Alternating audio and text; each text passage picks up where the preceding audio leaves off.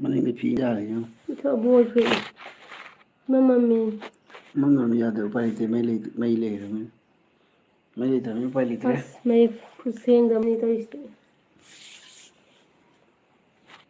Chigi yang sagi. May seng. Monica Laistram. Iro macai Monica kena tore mai chat kare hek lai thagi taw mai chaki bon. Salam hi. Hello Binas. May seng mo walam gani. May leite ba ko. May chat kina mam mayam na.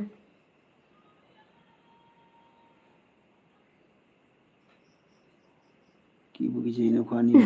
Bud male. Kisna Singha karam palige hai. Nungairiye nangdi nungairibo. Abinash. Paaya de samaina.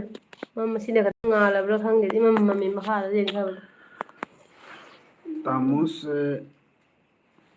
ata preng tausiludana amta preng tausiludana hai mar. Ini nuai de. Taurak toine. Abe mata tambia. Asi phiji ro thola. Prisidu ta ta. Daidi laisrum ge. Jinita chenoi di cookie ga nakna draw kesyam lamna de. Krishna Singh Nuairi. Ma goda ko jen lagi. RS Ben Paxson. Hello. Zamache how adoi the irang tau grozi the irang kalle hai. Ko sidai tau de. Hoi irang dogi su yam nungai te ko aduga keno tawre khoge. Tanem da lomna. Inda ba yadre. Nana lo sandi de ne. Masana bi tau ni. Ai je si sanwai da na leibane duna mai ga bi pom me. Kari wakal dano light thari se MD atomba. Light thab se wakal kadi khaningai le thamane khale my opinion ne ko ado light thai ne ta hengo nga to gada banate ado light thai na karan duran to gada sunate live ai sidil light gi wari sana bai ne ko ichinau singa wari awan mai wari sa bai ni aina matam puna ya ma da yuk to we na chaka to kada de khoi su session khang da banate ko Mr MD atomba ko nangi ba sense to ai loi khang ising chawbodo kamai tawige akhoi je nauna awa ta ba matam da nang nong da ni sanga kiwra ne nang kame nam da pira kiwra ba acha nda to video pira lai ba awa ba matam do nang kame nam da pira kiwra akhoi je na khunji da akhoi ni tane ba lupi se nang kame nam da pira kiwra ba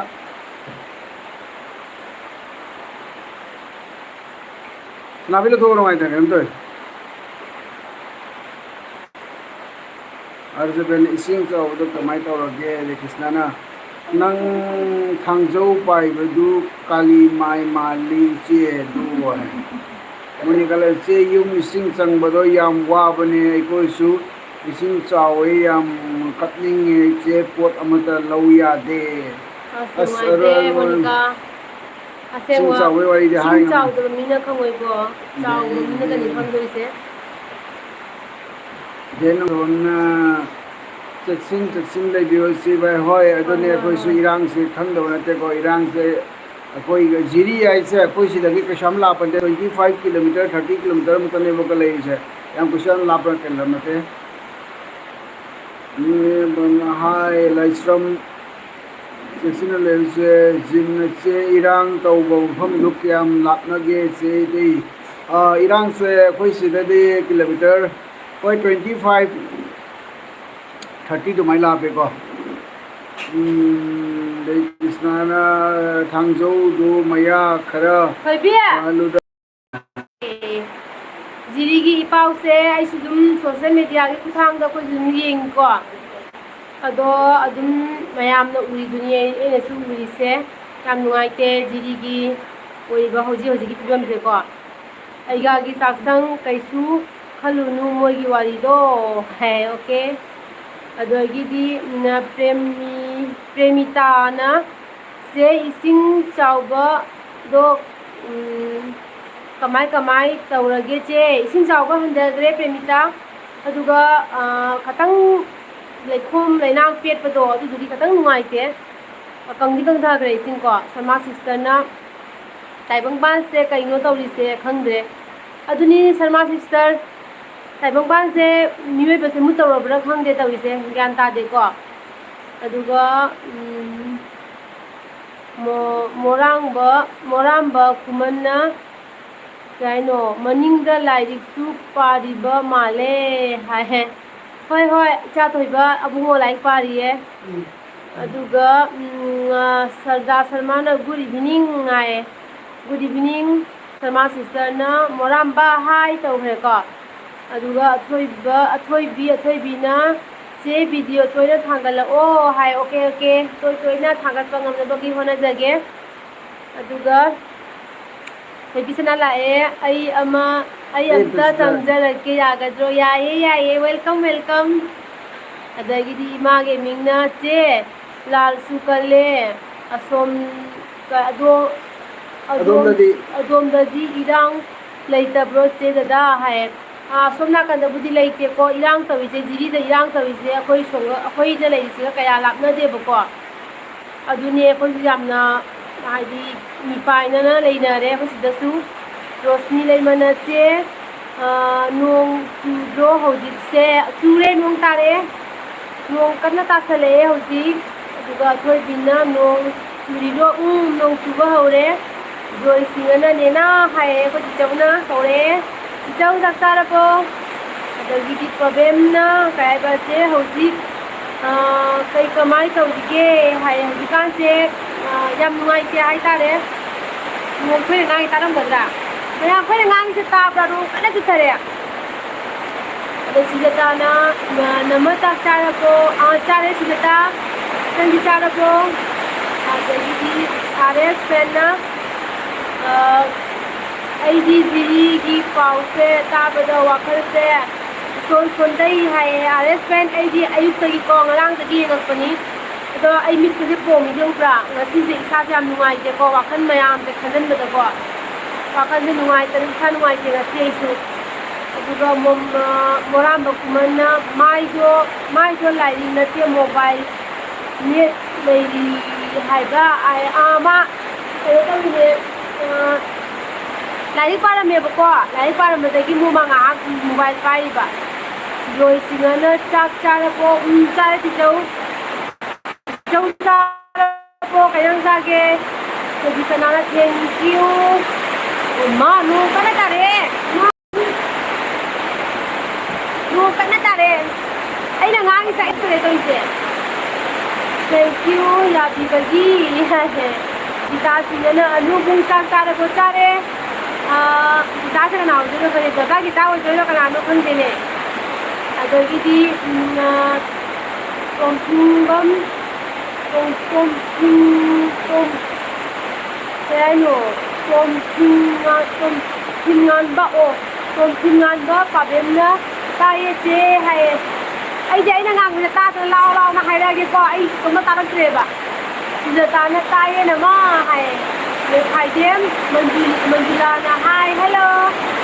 ꯕꯤꯖꯣꯟ ꯀꯨꯃꯥꯔꯅ ꯍꯥꯏ ꯏꯇꯥꯎ ꯅꯨꯡꯉꯥꯏꯔꯤꯕ꯭ꯔꯥ ꯏꯇꯥꯎꯕꯤ ꯅꯨꯡꯉꯥꯏꯔꯤꯕ꯭ꯔꯥ ꯍꯥꯏꯌꯦ ꯑꯩꯈꯣꯏ ꯗꯥ ꯁꯣꯝꯗ ꯂꯩꯌꯦ ꯗꯥ ꯕꯤꯖꯣꯟ ꯑꯗꯨꯒ ꯅꯨꯡꯉꯥꯏꯔꯤ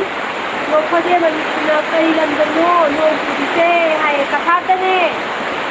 ꯑꯗꯒꯤꯗꯤ ꯁꯤꯖ ꯁꯤꯅꯥꯝꯅ ꯅꯦꯅꯦ ꯀꯩ ꯄꯥꯎ ꯇꯥꯒꯦ ꯍꯥꯏꯌꯦ ꯁꯤꯖ ꯖꯤꯔꯤꯗ ꯍꯧꯖꯤꯛ ꯏꯔꯥꯡ ꯌꯥꯝꯅ ꯀꯜꯂꯦꯀꯣ ꯌꯨꯝ ꯃꯩ ꯊꯥꯗꯅ ꯀꯨꯀꯤꯒ ꯇꯧꯔꯦ ꯑꯗꯨꯒ ꯏꯔꯥꯡ ꯌꯥꯝ ꯀꯜꯂꯦ ꯌꯥꯝꯅ ꯄꯥꯎ ꯇꯥꯕ ꯅꯨꯡꯉꯥꯏꯇꯦꯀோ ꯁꯤꯖꯇꯥꯅ ꯆꯥꯔꯦꯅꯃ ꯍꯥꯏꯌꯦ ꯁꯤꯅꯥꯝꯅ ꯇꯥꯏ ꯏꯟ ꯃꯈꯣꯟꯅ ꯆꯥꯛ ꯊꯥꯔꯤ ꯍꯥꯏ ꯏꯟ ꯃꯈꯣꯟꯅ ꯇꯥꯟꯅꯔꯤ ꯑꯗꯒꯤ ꯄꯨꯁꯄꯥ ꯂꯥꯛꯑꯦ ꯅꯣꯡ ꯍꯩꯊꯔꯦ ꯍꯥꯏꯕ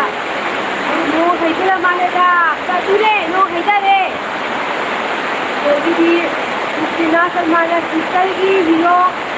ꯁꯦ ꯃꯁꯛ ꯐꯖꯩ ꯍꯥꯏ ꯐꯖꯕꯅꯤ ꯑꯗꯒꯤꯗꯤ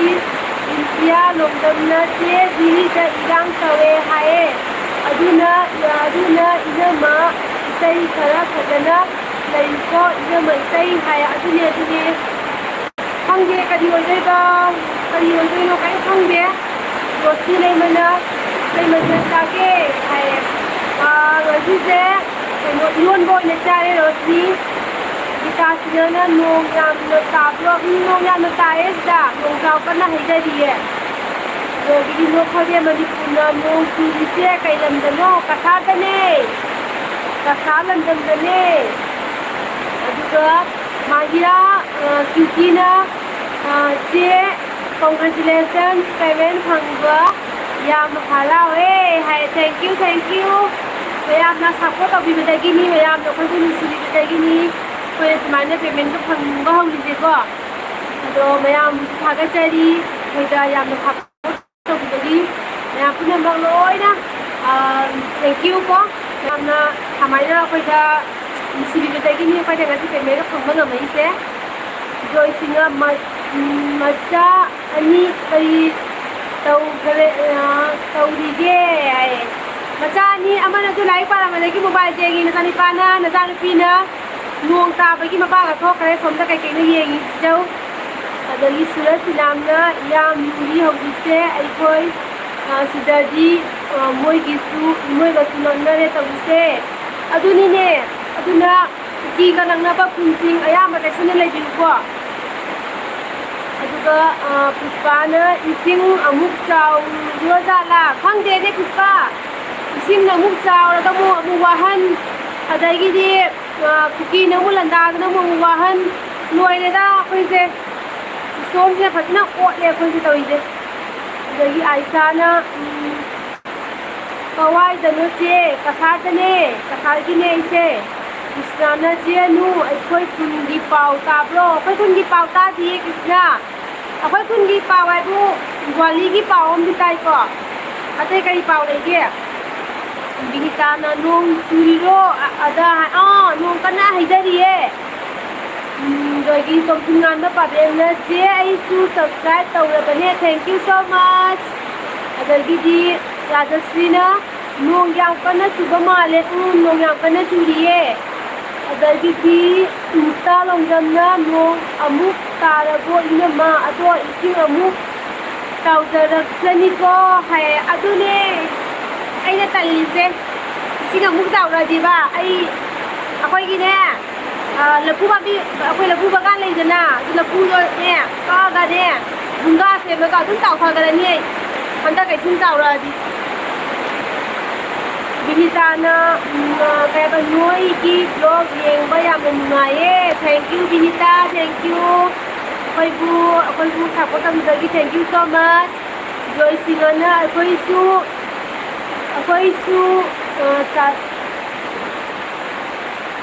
su kaya ba chala siro na kaya ba si jaw khang de akoy su chela siro hai ra aduna di jaw diri da kana uji lan tawriye program sai aduna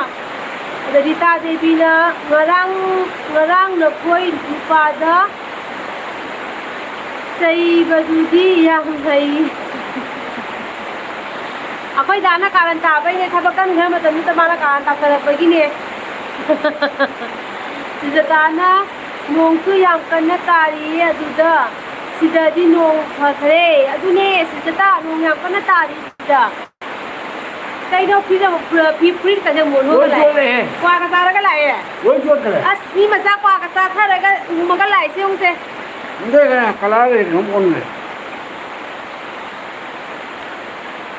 mam me na gi di hazare mam dana kauri je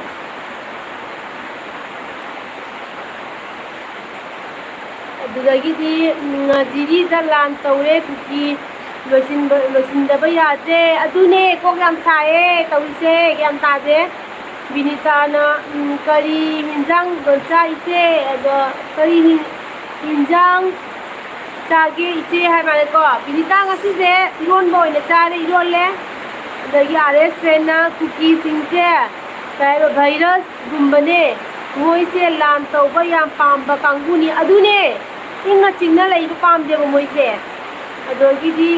tomtungan bana che kai matel charage ngasi di iron ba chae tomtungan ba adagi di LK na anu chak charabo chare adagi di Rajashree na ising chaubada wabado uba ngamde adune Rajashree yam wagre ising chaubada ko amuhana chaubidaktaba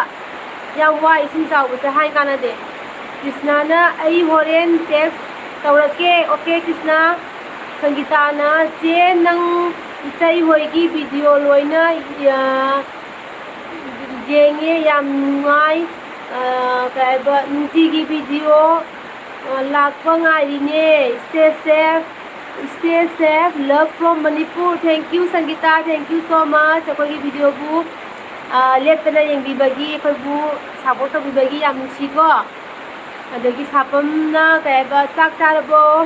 bro hai chare Krishna na ising chauraga nga phaba lake ha ki kolaga akoi nga kaya phana di Krishna nga leitra khongde ko sida ado Premita na che nungai bo nungai ri Premita ado di ASR na nong churi ro nong churi e Vinita na noi ani gi phagi ai ngak si tai thang ba wa ko ang ko na ngi je noi ani gi phagi ga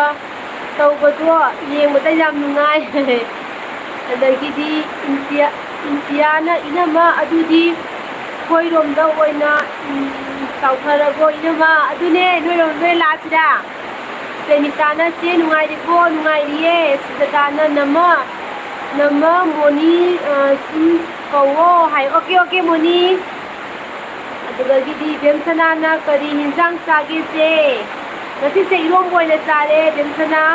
Nirmala na kaka kai ba koi re da hai kaka koi re da hai le Puspa na kai lo kwa do mi sau sango ai kwa do mi sau sango ai Puspa na to tingan mana daga se masa yamna onle ahan oisalak e hai oisalak ne ahan oile bane kai ni ku hele ko phadara ki jawa kaya kuya sagi din na siya LK na kay lamday no ako'y se kasadagi ni LK Nirmala Singh na kakanang gi number 2 hai Nirmala na light पे याद है masa thoibi na hi hello masa thoibi khongdam mai su sat khare nong su tare e ai gi daw ju di ba oira bazani mamai chappa daw ai sini याद है ना भी मुझे आना पर kasar ka dai gi no Lakipur dai ro nati LK Lakipur dai gi nate sunai dai gi ne sunai ha bam phang gi ni ko Rajkumari Medana saksarabo chari Rajkumari Medana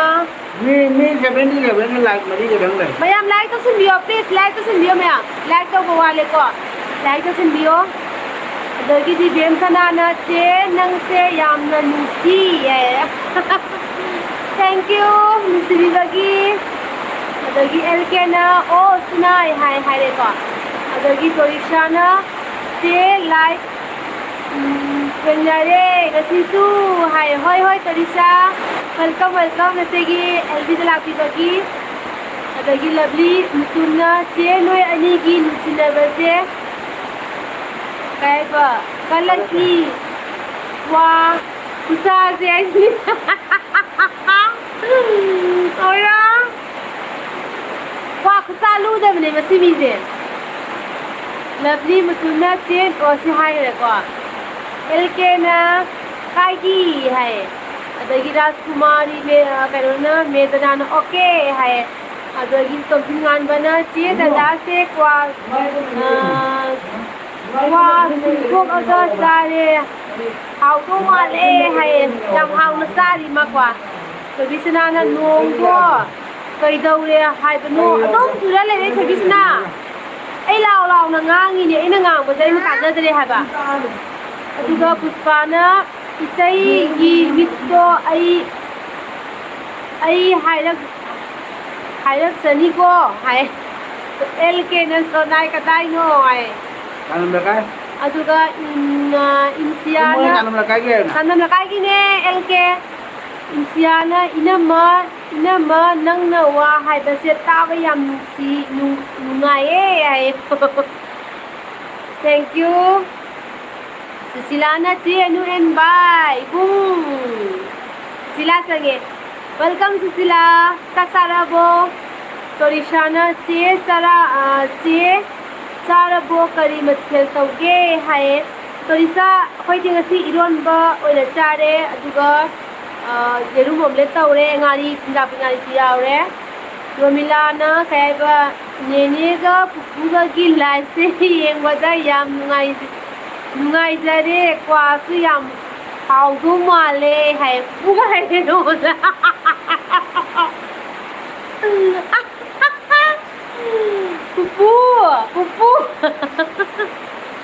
pupu kai bi le taybe ai sunanaw na kari mathel charage hai gasi ron ba chare nanaw tai bisna na live nei gi tawra ga nung na khola ta halle pela po ni hai adune lk na okay hai lk na ai bam rampur hai o bam rampur da i mana bim lai ko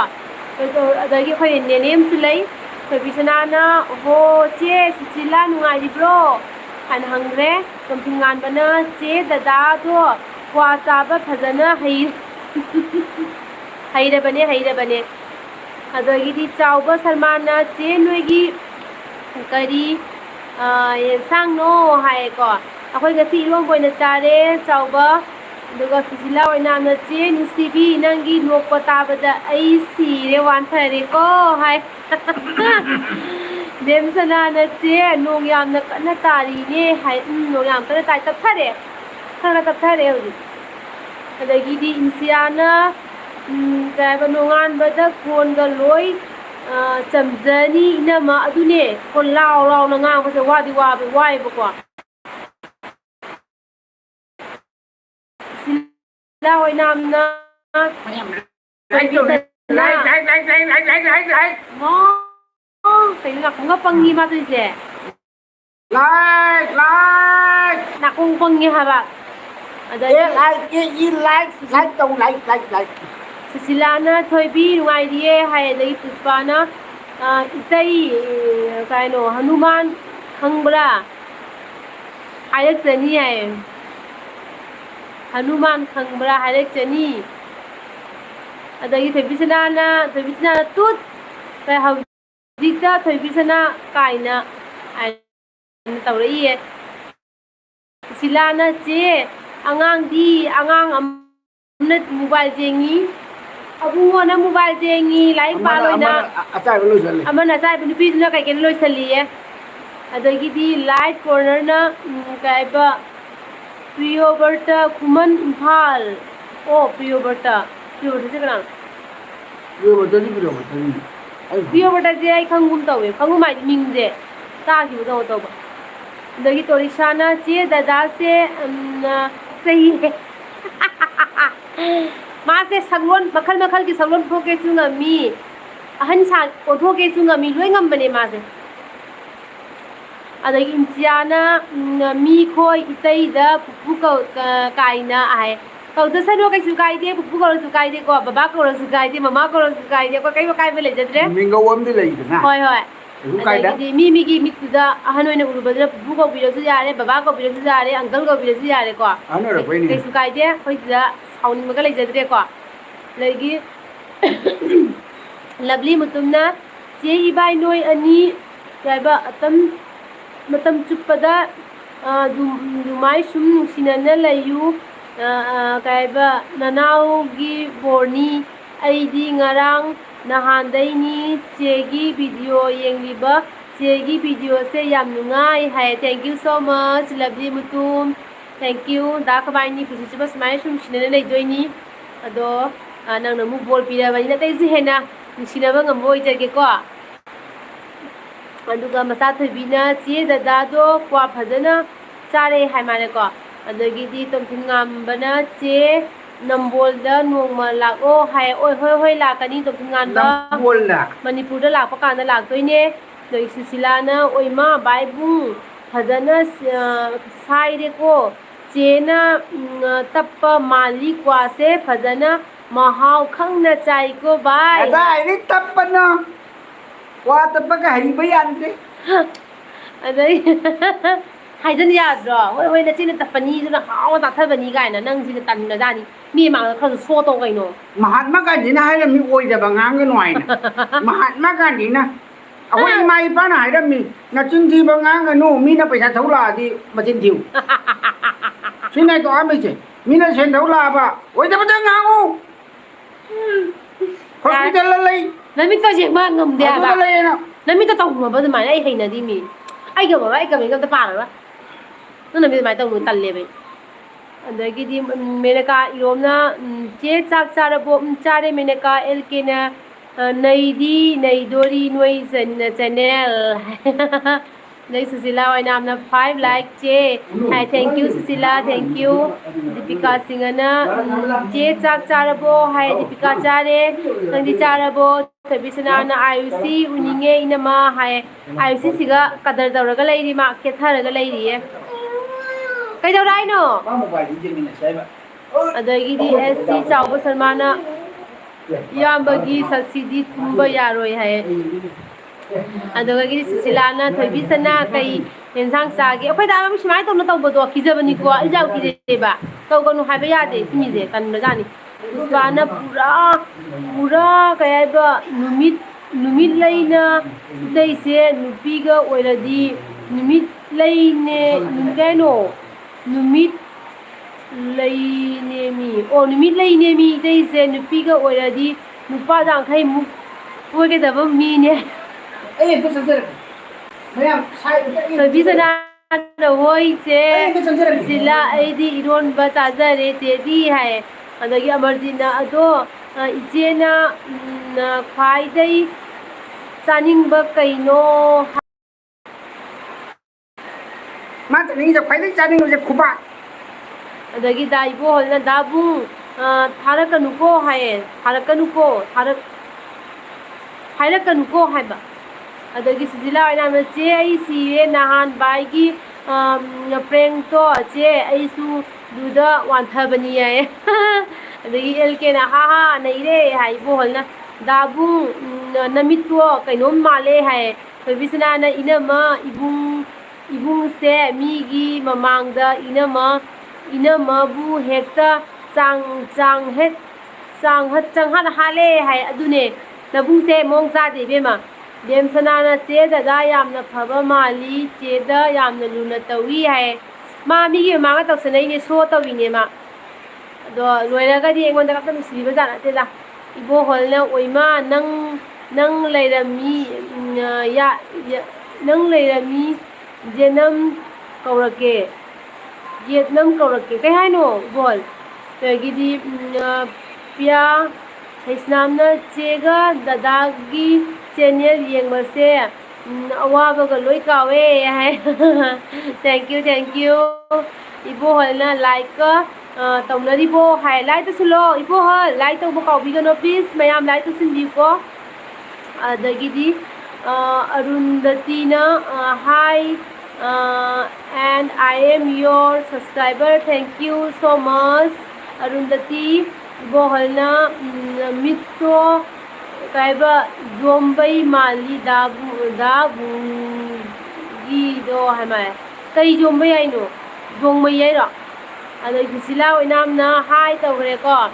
adagi di bol chu hai tawre oinam da adagi license sarmila la e hai che yam kuire udaba dune sarmila nungai ribo kamai tawrige ibo halna oinam nang leiramu aigi video da la kai ne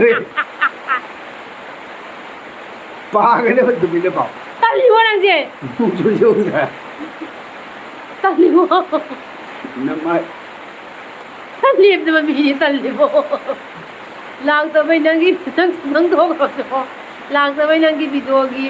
like ꯂꯣꯏꯅ ꯂꯧꯊꯣꯛꯀꯦꯅ ꯍꯥꯏꯌꯦꯗ Like ꯏꯕꯣꯍꯜꯅ mo to diri. ꯂꯥꯏꯁ꯭ꯔꯝꯁꯨ ꯂꯥꯛꯂꯤꯗꯅ ꯊꯣꯏꯕꯤꯁꯅꯥꯅ ꯗꯥꯕꯨꯡ ꯅꯪꯕꯨ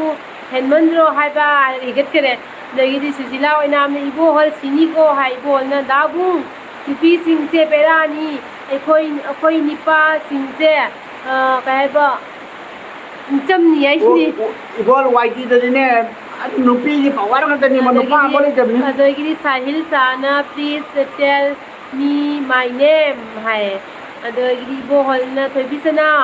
ꯃꯥꯏꯕꯝ ꯀꯔꯤ ꯏꯄꯥꯎ ꯂꯩꯒꯦ ꯍꯥꯏꯅ ꯍꯥꯏꯔꯦ ꯇꯨꯝꯅꯤꯡꯉꯦ ꯚꯥꯏ ꯑꯗꯒꯤꯗꯤ ꯅꯣꯕꯤꯟ ꯆꯟꯗ꯭ꯔꯅ ꯅꯣꯏ ꯗꯗꯥꯁꯦ ꯑꯦꯛꯇꯤꯡ ꯌꯥꯝ ꯍꯩꯖꯤꯜꯂꯤꯀꯣ ꯍꯩꯁꯨ ꯌꯥꯝ ꯀꯩ ꯍꯥꯏꯕ ꯍꯩꯃꯟꯗꯅ ꯑꯃꯨꯛꯁꯨ ꯇꯟꯁꯤꯜꯂꯒꯦꯀꯣ ꯇꯟꯒꯅꯣ ꯃꯌꯥꯝ ꯁꯞꯄꯣꯔꯠ ꯇꯧꯁꯤꯟꯕꯤꯌꯣ ꯇꯟꯕ ꯌꯥꯗꯦ ꯑꯁꯣꯏꯕ ꯑꯗꯨꯝ ꯌꯥꯎꯔꯒꯁꯨ ꯑꯗꯨꯝ ꯃꯌꯥꯝꯅ ꯁꯨꯃꯥꯏꯅ ꯇꯧ ꯍꯥꯏꯅ ꯑꯗꯨꯝ ꯌꯦꯠꯅꯝꯁꯤ ꯍꯥꯏꯔꯣ ꯍꯥꯏꯕꯤꯔꯛꯎꯀꯣ ꯀꯩ ꯍꯥꯏꯕ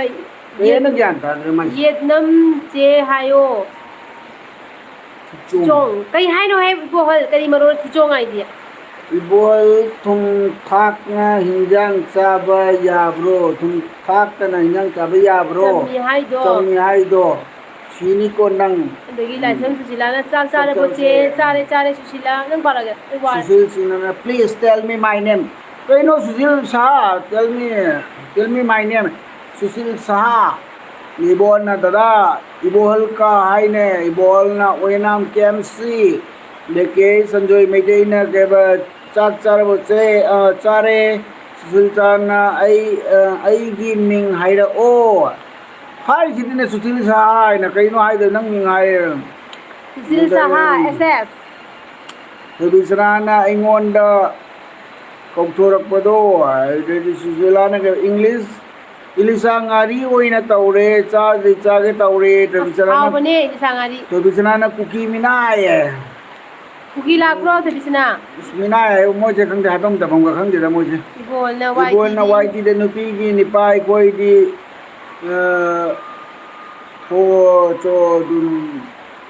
ꯐꯣꯇꯣ ꯑꯗꯨꯝ ꯈꯪꯗ꯭ꯔꯦ ꯀ꯭ꯔꯤꯁꯅꯥꯅ ꯀꯩꯕ ꯅꯣꯡ ꯆꯨꯕ꯭ꯔꯣ ꯈꯔ ꯐꯔꯕꯣ ꯈꯇꯪ ꯐꯔꯦ ꯅꯣꯡꯁꯦ ꯉꯁꯥꯏ ꯅꯦꯠꯇꯗꯤ ꯄꯨꯡ 6ꯗ ꯊꯥꯔꯝꯕꯅꯦꯕ ꯄꯨꯡ 8ꯗ ꯆꯨꯊꯔꯛꯄ ꯋꯥꯅꯤ ꯑꯗꯨꯒꯩꯗꯤ ꯀꯦꯁꯅ ꯁꯟꯖꯣꯏꯅ ꯀꯔꯤ ꯃꯊꯦꯜ ꯆꯥꯔꯒꯦ ꯏꯔꯣꯝꯕ ꯑꯣꯏꯅ ꯇꯧꯔꯦ ꯑꯗꯩ ꯒꯣꯖꯣꯅ ꯀꯩꯕ ꯆꯦ ꯅꯣꯏ ꯏꯂꯤꯁꯥ ꯉꯥꯗꯣ ꯐꯥꯕ ꯌꯥꯎꯕ꯭ꯔꯥ ꯑꯗꯨꯝ ꯑꯩꯈꯣꯏ ꯕꯔꯥꯛꯁꯤꯗꯤ ꯑꯗꯨꯝ ꯐꯥꯏꯌꯦꯕꯀꯣ ꯍꯥꯟꯅꯩ ꯑꯗꯨꯃꯥꯏꯅ ꯃꯍꯥꯎ ꯂꯩꯇ꯭ꯔꯦꯗ ꯕꯔꯥꯛꯇꯩ ꯐꯥꯕꯁꯦ ꯑꯗꯩꯗꯤ ꯔꯣꯅꯥꯜꯅ ꯀꯩꯕ ꯆꯥꯛ ꯆꯥꯕ ꯆꯥꯔꯦ ꯔꯣꯅꯥꯜ ꯑꯗꯩꯗꯤ ꯃꯌꯥꯝ ꯂꯥꯏꯛ ꯇꯧꯁꯤꯟꯕꯤꯌꯣ ꯄ꯭ꯂꯤꯖ ꯂꯥꯏꯛ ꯇꯧꯗꯕ ꯁꯟꯖꯣꯏꯅ ꯀꯩꯕ ꯌꯥꯎꯔꯒꯗꯤ ꯂꯥꯏꯛ ꯗꯥ ꯇꯧꯁꯤꯟꯕꯤꯌꯣ ꯆꯦꯁꯦ ꯍꯧꯖꯤꯛꯁꯦ ꯀꯔꯝ ꯇꯧꯔꯤꯒꯦ ꯑꯩꯈꯣꯏ ꯁꯨꯝ ꯅꯨꯡꯉꯥꯏꯔꯤ ꯍꯥꯏꯇꯥꯔꯦꯀꯣ ꯒꯣꯖꯣꯅ ꯀꯨꯀꯤꯅ ꯃꯩꯇꯩ ꯂꯥꯏꯐꯇ ꯌꯥꯎꯁꯤꯜꯂꯤꯁꯤꯗꯤ ꯁꯤꯅꯤ ꯁꯤ ꯃꯤꯅꯥꯏ ꯑꯗꯨꯅ ꯃꯣꯏꯁꯤꯗꯤ ꯑꯋꯣꯏꯕ ꯃꯤ ꯉꯥꯛꯇ ꯈꯪꯗꯦꯕ ꯃꯩꯇꯩ ꯃꯃꯤꯡ ꯁꯥꯔꯒ ꯄꯪꯆꯪꯗ ꯆꯪꯉꯛꯄꯅꯤ ꯃꯣꯏꯁꯦ ꯃꯤꯅꯥꯏ ꯃꯣꯏꯁꯦ ꯑꯋꯣꯛꯄ ꯌꯥꯅꯗꯦꯗ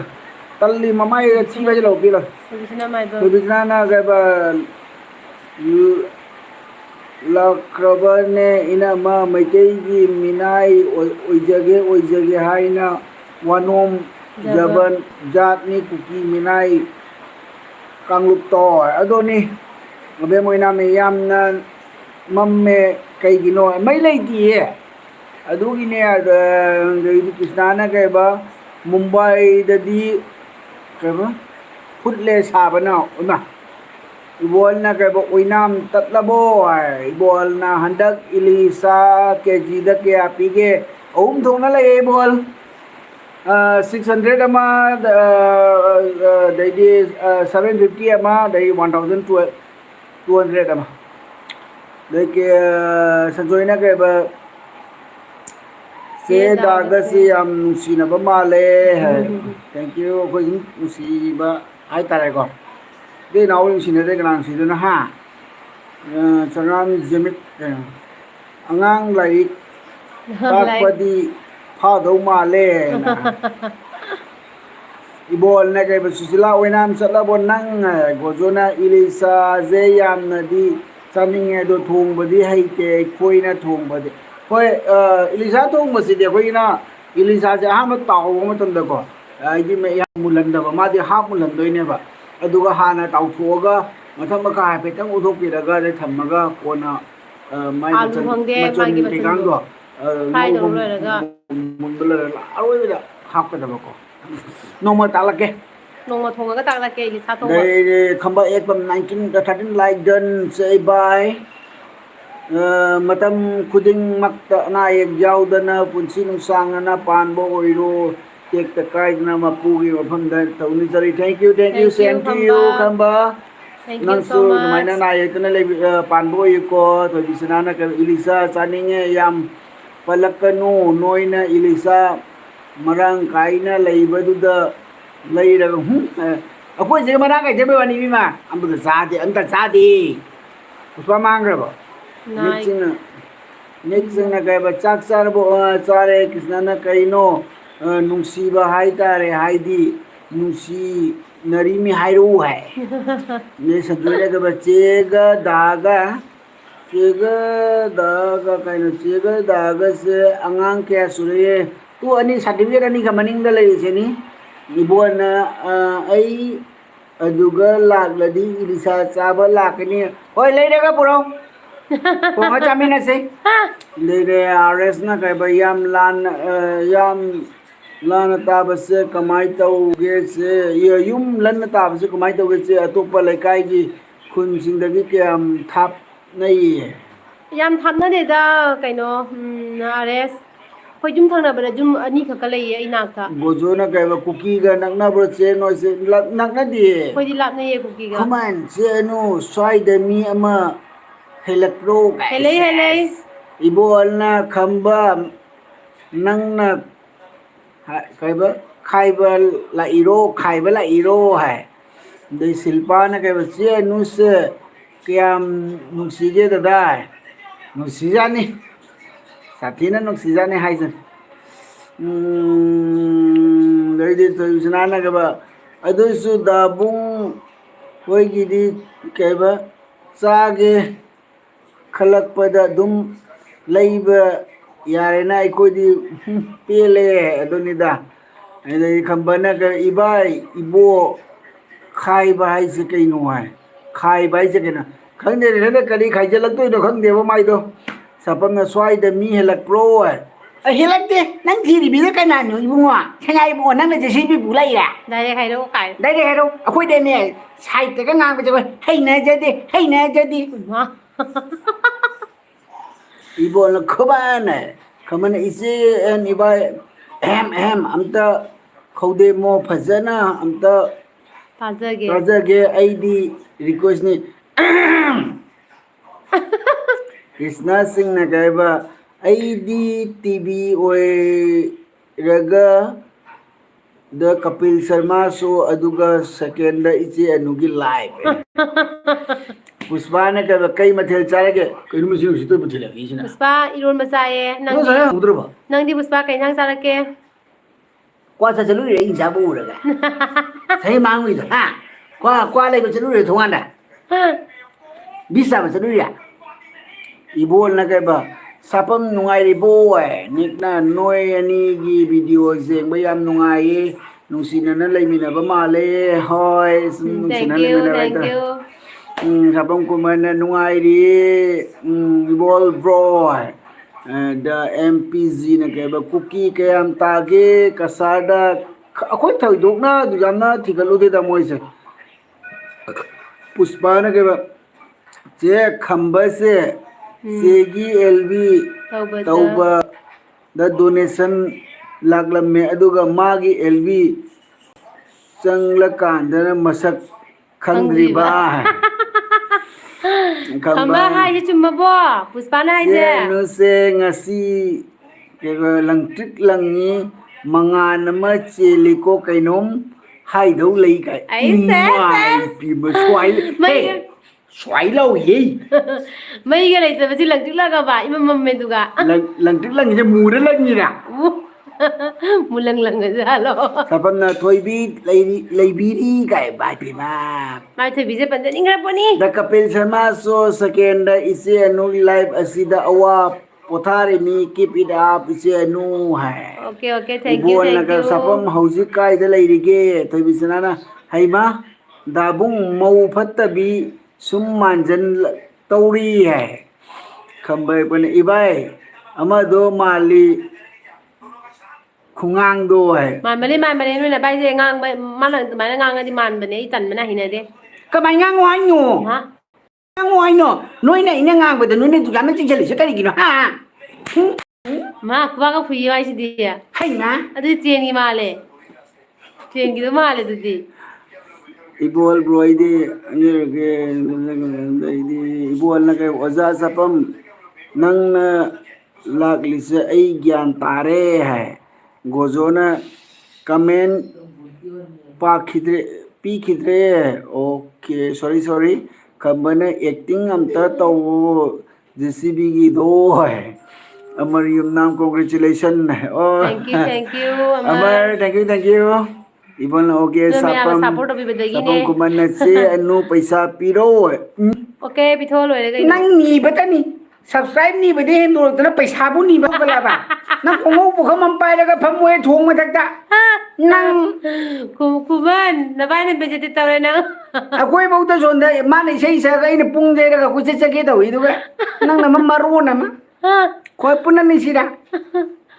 Pusbana ga mi mamang da chaba malan biganu ayak bu ga ma khamba ek bam labai sabang ko ibol bro nasal nupi sangba lakpani khamba ban ise anu isai amta saklo ko ni siam na ke to di pam re khamba wara we de ko iram se Sei sanin de bo. Pakan nungai te. singkai ngan bina ka ba ani mag yam sanai nungsi na kaya ba Sina dum layu. Nusina na dum lay minaw thank you sapong man toy bi gozona kaya ba nung may ama di layro hujik midai jingse nung may pai da yadre Mane. pai ba na di pa ba jane bo Wane dudi. Dadi sajidu ramana kwa matab ama sasiladi adum nungdang nungai dau ja ni tamu khoi wari se ko hai khambana ke ba puspa nang ai khang bro hai RS na kai ba che oi gi nung se ai khoi swaida oina paire gi asi kai ba asi ga mu kanna chure e Koi sida phagre. Sukung toibi toibi na kau na ngai le mai pi ma wa mi sha lang yi mu Thoi bi na kumbi de somda. kambana ibai mu de sang laga kai ba sang laga henjing Haraga. Sang laga hijing. Haraga lang bai wani to bisna na ka ba kai no he toibi minga loi तुम जल्लनी है पुष्पाना का खंबा LB अदुम यौमंदना खंग्रा अंगी लगे ऐ यावर रोई को नंगी LB है खुमन ना का तुम लो ये का खंबा एक तुम ना पुष्पा कहीं नोम हाई दो लई का इमाय हाई व्यू इबोल ना का सपम संगु कई संगिलु sang bakalaga oidorimi oinam kan gadabani lai oiraga ima ipana harau doirimi lai oidraga kairoi lekai na harau doirimi Sai paro ba di bai dae. ibai se train phokpai ita Tarin Pokpai hekta yaro duri channel amani hai kapong kuma toibi nang thibada ai se warabani ibungo hai mo khuman Nanang ti es moy ani gi labi yengi ba ꯅꯣꯏꯅ ꯍꯦꯟꯅ ꯉꯥꯎꯈ꯭ꯔꯦ ꯀꯩꯕ ꯃꯣꯏ ꯑꯅꯤꯒꯤ life ꯌꯦꯡꯉꯤꯕ ꯅꯣꯏꯅ ꯍꯦꯟꯅ ꯉꯥꯎꯈ꯭ꯔꯦ ꯅꯅꯥꯎ T ꯑꯩꯁ ꯑꯗ ꯅꯪꯅ ꯖꯒꯩꯗꯨꯅ ꯀꯔꯤꯒꯤ ꯑꯗꯨꯁꯨ ꯉꯥꯎꯕꯗ ꯌꯥꯎꯔꯤꯔꯣ ꯅꯪꯁꯨ ꯊꯦꯡꯛ ꯌꯨ ꯉꯥꯎꯃꯤꯟꯅꯁꯤ ꯄꯨꯟꯅ ꯈꯝꯕ ꯃꯣꯏ ꯑꯅꯤꯒꯤ ꯂꯥꯏꯐ ꯌꯦꯡꯂꯤꯕ ꯅꯣꯏꯅ ꯍꯦꯟꯅ ꯉꯥꯎꯈ꯭ꯔꯦ ꯑꯗ ꯃꯥꯁꯨ ꯈꯔ ꯅꯪꯁꯨ ꯉꯥꯎꯕ ꯉꯥꯎꯕ ꯌꯥꯎꯔꯤꯌꯦ ꯆꯪꯉꯤꯃꯤꯗꯨꯗꯤ ꯑ ꯈꯝꯕ ꯃꯆꯦꯅꯣ ꯅꯪꯒꯤ ꯗꯥꯔꯂꯤꯡꯁꯦ ꯀꯩꯅꯣꯝ ꯑꯃ ꯇꯧꯔꯤꯀꯣ ꯍꯥꯏ ꯇꯧꯕꯅꯦ ꯈꯝꯕ ꯇꯧꯕꯅꯦ ꯑꯗꯩꯗꯤ ꯑꯦꯝ ꯄꯤ ꯁꯤꯅ ꯀꯩꯕ ꯑꯅꯨ ꯅꯣꯏꯒꯤ ꯏꯁꯤꯡ ꯆꯥꯎꯔꯒ ꯂꯩꯈꯣꯝ ꯃꯔꯛꯇ ꯂꯝꯕꯤ ꯁꯦꯝꯕꯗꯣ ꯎꯕꯗ ꯌꯥꯝ ꯅꯨꯡꯉꯥꯏꯇꯦ ꯑꯗꯨꯅꯦ ꯌꯥꯝꯅ ꯃꯑꯣꯡ ꯆꯥꯗꯤꯌꯦ ꯑꯩꯅ ꯂꯩꯔꯤꯕ ꯔꯤꯁꯤꯀꯥꯅ ꯃꯐꯝꯁꯦ कहबा यू नो हिंदी हाँ हाँ मुझे पता है खंबन कहबा नोंमा अमता उनसी हायरगा ꯑꯩꯒ ꯏꯆꯦ ꯑꯦꯟ ꯏꯕꯥꯏ ꯇꯨꯃꯤꯟꯅ ꯂꯩꯌꯦ ꯑꯩꯁ ꯃꯥꯅꯒ ꯇꯨꯃꯤꯟ ꯂꯩꯒ ꯍꯥꯏꯅ ꯁꯤ ꯃꯥꯅ ꯈꯪꯕ꯭ꯔꯥ ꯅꯪꯒ ꯂꯥꯛꯀꯅꯤ ꯂꯥꯛꯀꯅꯤ ꯍꯥꯏꯔ ꯂꯥꯛꯆꯗ꯭ꯔꯒ ꯅꯤꯡꯊꯝꯊꯥꯗꯒ ꯍꯥꯏꯔꯛꯄꯗꯣ ꯕꯣꯔꯤ ꯍꯥꯏꯗꯧꯅ ꯏꯁꯤꯡ ꯆꯥꯎ ꯂꯣꯏꯔꯦ ꯏꯕꯨꯡꯉꯣ ꯅꯪ ꯂꯥꯛꯇ꯭ꯔꯤ ꯍꯧꯖꯤꯛꯇꯤ ꯂꯝꯕꯤꯁꯨ ꯐꯠꯇ꯭ꯔꯦ ꯅꯪ ꯂꯥꯛꯀꯅꯦꯒ ꯍꯌꯦꯡ ꯂꯥꯛꯎ ꯍꯤ ꯄꯨ ꯂꯥꯛꯎ ꯈꯣꯡꯅ ꯂꯥꯛꯄ ꯌꯥꯔꯔꯣꯏ ꯅꯠꯇ꯭ꯔꯒ ꯖꯣꯄꯥꯛ ꯄꯨ ꯂꯥꯛꯎ ꯂꯝꯕꯤ ꯁꯦꯡꯗꯣꯛ ꯂꯥꯛꯎ ꯈꯨꯃꯟꯅ ꯀꯩꯕ ꯏꯕꯥꯏ ꯉꯁꯤꯁꯦ ꯀꯩꯕ ꯉꯥꯡꯂꯤꯁꯦ ꯃꯁꯛ ꯎꯔꯦ ꯃꯃꯤꯠ ꯎꯏꯅꯦ ꯃꯁꯛ ꯎꯗꯦ ꯃꯃꯤꯠ ꯎꯏꯅꯦ ꯋꯥꯎꯋꯦ ꯃꯥꯂꯦꯝ ꯉꯥꯟꯕꯤꯅ ꯒꯨꯗ ꯅꯥꯏꯠ ꯐ꯭ꯔꯦꯟꯁ ꯒꯨꯗ ꯖꯣꯂꯤ ꯅꯥꯏꯠ ꯒꯨꯗ ꯅꯆꯟꯅ ꯅꯥꯏꯠ ꯍꯥꯏ ꯆꯦ ꯏꯇꯩ ꯖꯣꯂꯤ ꯍꯥꯏ ꯅꯥꯎꯁꯨꯝ ꯖꯣꯂꯤ ꯋꯦꯜꯀꯝ ꯋꯦꯜꯀꯝ ꯇꯦꯡꯁꯤꯅ ꯀꯩꯕ ꯁꯤꯗ꯭ꯔꯤꯀꯥꯟꯗ ꯅꯣꯡꯃꯩ ꯄꯥꯏ ꯇꯥꯕ ꯍꯣꯏ ꯄꯥꯏ ꯖꯣꯂꯤꯅ ꯇꯥꯕꯅꯦ ꯀꯩꯕ ꯍꯥꯏꯕ ꯃꯥꯅꯦ ꯃꯥꯅꯦ ꯅꯍꯥꯟ ꯍꯥꯏꯕꯝ ꯊꯣꯛꯑꯦ ꯀꯩꯕ ꯂꯣꯏꯔꯝꯗꯥꯏꯗ ꯑꯩꯅ ꯆꯪꯂꯛꯄ ꯑꯩ ꯄꯦꯜꯍꯧꯗ꯭ꯔꯦ ꯉꯁꯤꯗꯤ ꯉꯟꯇꯥꯅ ꯆꯪꯂꯛꯑꯕꯅꯦ ꯏꯆꯦ ꯆꯪꯂꯛꯑꯕꯅꯤꯁꯦ ꯑꯣꯀꯦ ꯑꯣꯀꯦ ꯊꯕꯤꯆꯅꯥꯒ ꯗꯥꯕꯨꯡ ꯀꯩ ꯏꯟꯖꯥꯡ ꯆꯥꯔꯒꯦ ꯑꯩ ꯍꯪꯈ꯭ꯔꯕꯨ ꯀꯥꯎꯔꯦꯅꯦ ꯍꯪꯗ꯭ꯔ ꯃꯥꯜꯂꯦ ꯉꯁꯤ ꯄꯨꯁꯄꯥꯅ ꯀꯩ ꯍꯥꯏꯒꯦ ꯈꯝꯕꯇꯣꯟ ꯀꯥꯏ ꯁꯥꯕꯝ ꯀꯨꯝꯍꯅ ꯏꯕꯥꯏ ꯅꯣꯏꯅ ꯄꯩꯁꯥ ꯐꯪꯂꯤꯗꯣ ꯈꯔ ꯄꯤꯔꯧ ꯅꯣꯏꯒꯤ ꯍꯣꯏ ꯊꯣꯡꯉꯥꯟꯗ ꯄꯨꯈꯝ ꯄꯥꯏꯔꯒ ꯂꯥꯛꯀꯦ ꯂꯥꯛꯀꯦꯀꯣ ꯑꯩꯁꯨ ꯄꯨꯈꯝ ꯄꯥꯏꯔ ꯊꯣꯛꯂꯛꯀꯦ ꯄꯨꯟ ꯆꯠꯃꯤꯟꯅꯁꯤ ꯈꯝꯕꯅ ꯄꯨꯁꯄꯥꯁꯦ ꯌꯨꯝ ꯀꯥꯏꯒꯤꯅꯣ ꯃꯅꯤꯄꯨꯔꯒꯤꯅꯦ ꯃꯥꯂꯦꯝ ꯉꯟꯕꯤꯅ ꯒꯨꯗ ꯅꯥꯏꯠꯁꯦ ꯒꯨꯗ ꯒꯨꯗ ꯅꯥꯏꯠ ꯅꯥꯏꯠ ꯃꯥꯂꯦꯝ ꯈꯝꯕꯅ ꯉꯥꯟꯕꯤ ꯏꯕꯥꯏ ꯁꯥꯔꯇꯤꯐꯤꯀꯦꯠ ꯀꯌꯥ ꯄꯥꯏꯔꯒꯦ ꯑꯅꯤ ꯄꯥꯏꯔꯦ ꯈꯨꯃꯟꯅ ꯊꯣꯏꯕꯤ ꯃꯥꯂꯦꯝ ꯉꯥꯟꯕꯤꯅ ꯒꯨꯗ ꯅꯥꯏꯠꯁꯦ ꯒꯨꯗ ꯅꯥꯏꯠ ꯈꯨꯃꯟꯅ ꯊꯣꯏꯕꯤ ꯑꯃꯔꯅ ꯀꯩꯕ ꯆꯦꯅꯦꯜ ꯒ꯭ꯔꯣ ꯑꯣꯏꯕꯁꯦ ꯌꯦꯡꯕ ꯌꯥꯝ ꯅꯨꯡꯉꯥꯏꯌꯦ 20K ꯑꯁꯨꯛ ꯌꯥꯝꯅ ꯑꯁꯨꯛ ꯌꯥꯝꯅ ꯌꯧꯕ ꯀꯣꯡꯒ꯭ꯔꯦꯆꯨꯂꯦꯁꯟ ꯑꯃꯨꯛꯀ ꯊꯦꯡꯛ ꯊꯦꯡꯀ꯭ꯌꯨ ꯌꯨ ꯑꯃꯔꯖꯤꯠ ꯑꯗꯩꯗꯤ ꯃꯣꯅꯤꯀꯥꯅ ꯀꯔꯤꯕ ꯑꯩꯈꯣꯏꯗꯤ ꯃꯊꯥ ꯌꯥꯝ ꯁꯥꯏꯗ ꯆꯦ ꯅꯨꯡꯖꯤꯗ ꯀꯨꯀꯤꯅ ꯇꯧꯔꯤꯗꯣ ꯀꯨꯀꯤ ꯍꯥꯏꯕ ꯖꯥꯠꯁꯦ ꯁꯤꯈ꯭ꯔꯣꯅ ꯑꯝꯇ ꯕꯣꯔ ꯄꯤꯕꯤꯌꯨ ꯆꯦꯅꯣ ꯃꯥꯅꯦ ꯍꯥꯏ ꯃꯥꯅꯦ ꯑꯗꯨꯅꯤ ꯈꯜꯂꯤꯁꯦ ꯃꯣꯏꯁꯦ ꯃꯃꯤꯡ ꯐꯥꯎ ꯄꯟꯕ ꯌꯥ ꯃꯣꯅꯤꯀꯥ ꯇꯜꯂꯤꯗ ꯑꯗꯨꯅꯤ ꯈꯜꯂꯤꯁꯦ ꯉꯁꯥꯏꯗꯒꯤ ꯃꯊꯥ ꯁꯥꯔꯒ ꯎꯪꯉꯒ ꯑꯩꯁꯦ ꯋꯥꯈꯜ ꯅꯨꯡꯉꯥꯏꯇꯅ ꯂꯩꯔꯤꯅꯦ ꯏꯁꯥꯒ ꯅꯨꯡꯉꯥꯏꯇꯦ ꯉꯁꯤꯁꯦꯀꯣ ꯄꯨꯁꯄꯥꯅ ꯀꯩꯕ ꯈꯝꯕ ꯃꯅꯤꯄꯨꯔ ꯊꯧꯕꯥꯜꯗꯩꯅꯦ ꯍꯥꯏ ꯊꯧꯕꯥꯜꯗꯩꯅꯦ ꯈꯪꯅ ꯆꯠꯂꯨ ꯀꯥꯟꯅꯔꯛꯀꯅꯤ ꯈꯝꯕ ꯈꯝꯕꯅ ꯏꯆꯦ ꯏꯕꯥꯏꯁꯦ ꯅꯨꯡꯁꯤꯍꯦ ꯀꯩꯕ ꯅꯨꯡꯁꯤ ꯍꯦ ꯕꯤꯗ ꯏꯕꯣ ꯅꯣꯡꯃꯗꯤ ꯁꯣꯏꯗꯅ ꯂꯥꯛꯀꯅꯤ ꯂꯥꯛꯈꯤꯒꯅꯤ ꯅꯪ ꯂꯥꯛꯏꯉꯩꯗ ꯆꯩꯁꯨ ꯄꯥꯏꯗꯣꯔꯦ ꯈꯝꯕꯅ ꯄꯨꯁꯄꯥ ꯍꯥꯏꯅ ꯅꯣꯛꯊꯈ꯭ꯔꯦ ꯖꯣꯂꯤꯅ ꯏꯆꯦ ꯖꯤꯔꯤ ꯂꯥꯟꯁꯦ ꯌꯥꯝ ꯅꯨꯡꯉꯥꯏꯇꯦ ꯏꯆꯦ ꯍꯣꯏꯒꯗꯤ ꯀꯌꯥꯝ ꯂꯥꯞꯅꯒꯦ ꯖꯤꯔꯤꯁꯦ ꯌꯥꯝ ꯂꯥꯞꯅꯗꯦ ꯀꯤꯂꯣꯃꯤꯇꯔ ꯖꯣꯂꯤ 30 ꯌꯥꯝ ꯃꯨꯛꯇꯅꯤ ꯂꯥꯞꯅꯗꯦ ꯑꯩꯈꯣꯏꯁꯨ ꯑꯦꯁ ꯑꯦꯝ ꯅꯛꯅꯔꯤꯅꯦ ꯑꯦꯁ ꯖꯤꯔꯤꯒ ꯄꯥꯕꯗ ꯃꯤꯠꯇꯣ ꯈꯔꯒ ꯀꯩꯕ ꯁꯨꯛꯂꯤꯉꯩꯗꯨꯗ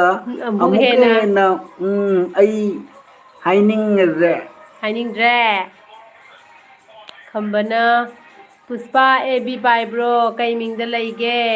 ꯄꯥꯏꯕꯅꯤ ꯄꯥꯎ ꯐꯥꯎꯅꯁꯤ ꯄꯥꯏꯕꯅꯦ ꯃꯥꯁꯨ ꯗꯤꯄ꯭ꯂꯣꯃꯥꯁꯤꯡ ꯍꯥꯏ ꯏꯆꯦ ꯏꯕꯥꯏ ꯍꯥꯏ ꯄꯨꯁꯄꯥꯅ ꯍꯦꯜꯂꯣ ꯀꯩ ꯍꯥꯏꯒꯦ ꯈꯝꯕꯇꯣꯟ ꯍꯥꯏ ꯊꯕꯤꯁꯅꯥꯅ ꯏꯅꯝꯃ ꯑꯩꯅꯤꯁꯦ ꯄꯨꯈꯝ ꯄꯥꯏꯔꯒ ꯕꯤꯈꯥ ꯅꯤꯕ ꯆꯠꯅꯤ ꯍꯥꯏꯌꯦ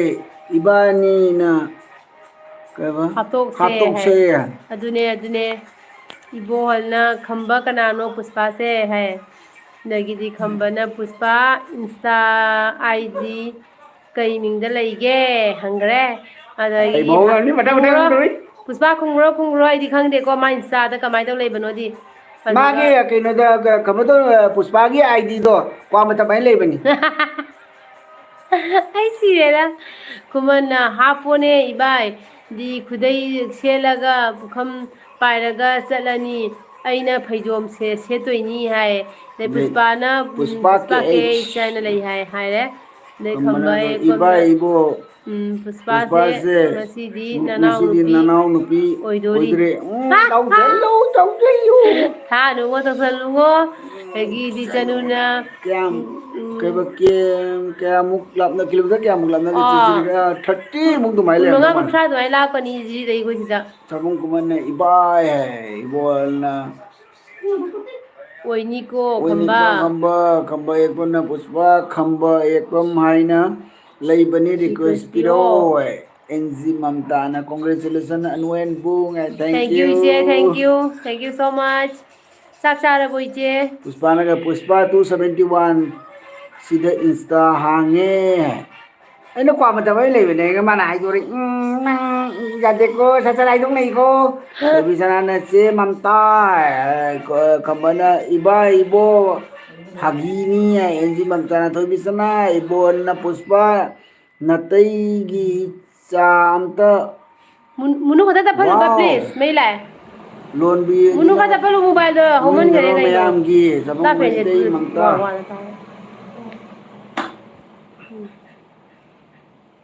ꯄꯨꯁꯄꯥ ꯅꯇꯩꯒꯤ ꯆꯥ ꯑꯝꯇ ꯃꯩ ꯂꯥꯛꯑꯦ ꯂꯣꯟꯕꯤꯔꯧꯗꯅ ꯃꯨꯠꯈ꯭ꯔꯗꯤ ꯅꯥꯔꯦ ꯉꯁꯥꯏꯗꯤ ꯁꯨꯛꯇꯣꯛ ꯌꯦꯡꯕꯅꯤ ꯇꯨꯝꯅꯤꯡꯗꯅꯕ ꯃꯌꯥꯝꯒꯤ ꯁꯒꯝ ꯀꯨꯝꯕꯅ ꯏꯇꯩꯅ ꯏꯇꯩꯃ ꯃꯝꯇꯥ ꯍꯥꯏ ꯃꯥꯜꯂꯦꯀꯣ ꯈꯝꯕꯅ ꯄꯨꯁꯄꯥꯅ ꯑꯩꯉꯣꯟꯗ ꯁꯞꯄꯣꯔꯠ ꯇꯧꯕꯁꯤ ꯍꯥꯏꯗꯤ ꯐꯦꯁꯕꯨꯛꯇ ꯔꯤꯀ꯭ꯋꯦꯁ ꯄꯤꯌꯣ ꯍꯥꯏ ꯀꯕꯤꯇꯥꯅ ꯍꯥꯏ ꯏꯆꯦ ꯍꯦꯜꯂꯣ ꯀꯕꯤꯇꯥ ꯃꯅꯤ ꯀꯩꯕ ꯃꯣꯅꯤꯀꯥ ꯌꯨꯝꯅ ꯀꯩ ꯌꯨꯝꯈꯥꯝ ꯍꯥꯏꯔ ꯆꯦ ꯑꯅꯨ ꯅꯣꯏꯒꯤꯗꯣ ꯏꯃꯥꯔꯖꯦꯟꯁꯤ ꯒꯥꯔꯤ ꯌꯥꯝ ꯆꯠꯄ ꯇꯥꯏ ꯑꯩ ꯆꯦ ꯍꯣꯏꯒꯤ ꯖꯤꯔꯤꯒꯁꯤ ꯀꯌꯥꯝ ꯂꯥꯞꯅꯒꯦ ꯀꯤꯂꯣꯃꯤꯇꯔ 30ꯃꯨꯛ ꯂꯥꯞꯄꯦ ꯃꯣꯅꯤꯀꯥ ꯄꯨꯁꯄꯥꯅ ꯀꯩꯕ ꯍꯥꯏꯃꯟꯗ꯭ꯔꯣ ꯏꯟꯁꯇꯥꯒꯤ ꯃꯤꯡꯗꯨꯗꯤ ꯒꯥꯏ ꯑꯗꯨꯗꯤ ꯀ꯭ꯋꯥꯃꯇꯝ ꯑꯃ ꯑꯦꯟꯖꯤ ꯃꯝꯇꯥꯅ ꯍꯦꯜꯂꯣ ꯈꯨꯃꯟ ꯍꯥꯏ ꯈꯝꯕꯅ ꯏꯕꯥꯏ ꯏꯕꯣ ꯍꯥꯏ ꯈꯨꯃꯟꯅ ꯆꯦ ꯅꯣꯏ ꯏꯕꯥꯏ ꯅꯣꯏꯒꯤ ꯂꯥꯏꯐꯁꯦ ꯏꯁꯇꯣꯔꯤ ꯂꯥꯏꯐ ꯑꯗꯨꯅꯤ ꯋꯥꯔꯤ ꯂꯤꯗꯣꯏꯅꯤꯅ ꯂꯤꯊꯔꯛꯇꯣꯏꯅꯤ ꯅꯪꯒꯤꯁꯨ ꯂꯤꯊꯔꯛꯈꯤꯗꯤ ꯋꯥꯠꯂꯤ ꯈꯝꯕ ꯌꯦꯛꯄꯝꯅ ꯄꯨꯁꯄꯥ ꯈꯝꯕ ꯌꯦꯛꯄꯝ ꯍꯥꯏꯅ ꯂꯩꯕꯅꯤ ꯏꯟꯁꯇꯥꯗ ꯐꯣꯂꯣ ꯄꯤꯌꯣ ꯄꯤꯔꯛꯑꯣ ꯀꯥꯏ ꯑꯗꯩ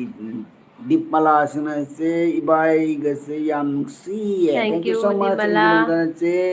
ꯆꯥꯗ꯭ꯔꯤ ꯏꯕꯣꯜꯅ ꯈꯝꯕ ꯁꯣꯏꯗꯅ ꯇꯧꯔꯁꯦ ꯈꯨꯃꯟꯅꯒ ꯏꯇꯩꯃ ꯃꯝꯇꯥ ꯅꯨꯡꯉꯥꯏꯔꯤꯕ ꯅꯅꯥꯎ ꯀꯥꯎꯕ ꯈꯔ ꯅꯅꯥꯎꯅ ꯀꯧꯕ ꯈꯔ ꯊꯦꯡꯈ꯭ꯔꯦ ꯑꯩꯁ ꯄꯨꯁꯄꯥꯅ ꯀꯩꯕ ꯈꯝꯕꯁꯦ ꯅꯨꯄꯤ ꯊꯤꯔꯅꯤ ꯏꯇꯩ ꯊꯤꯔꯕꯅꯤ ꯏꯇꯩ ꯊꯤꯔꯕꯅꯤ ꯍꯥꯏ ꯏꯇꯩ ꯑꯣ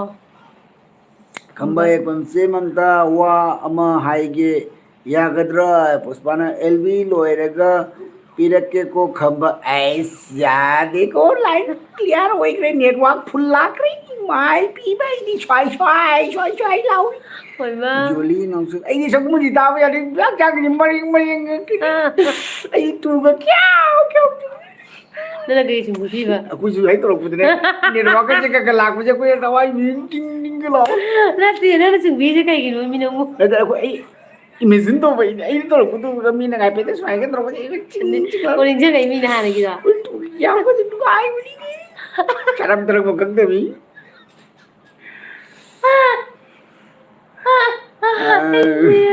ꯎꯆꯦꯒ ꯏꯇꯩꯒꯁꯦ ꯆꯍꯤ ꯀꯌꯥ ꯁꯨꯔꯒꯦ ꯍꯥꯏꯕꯤꯔꯛꯑꯣ 43ꯒ 37ꯒ ꯆꯅꯨꯅ ꯌꯥꯝ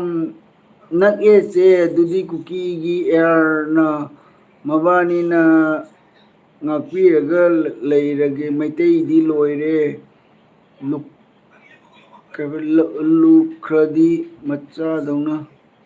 ꯇꯧꯔꯦ ꯂꯨꯈ꯭ꯔꯥꯕꯤ ꯃꯆꯥꯗꯧꯅ ꯇꯧꯔꯦ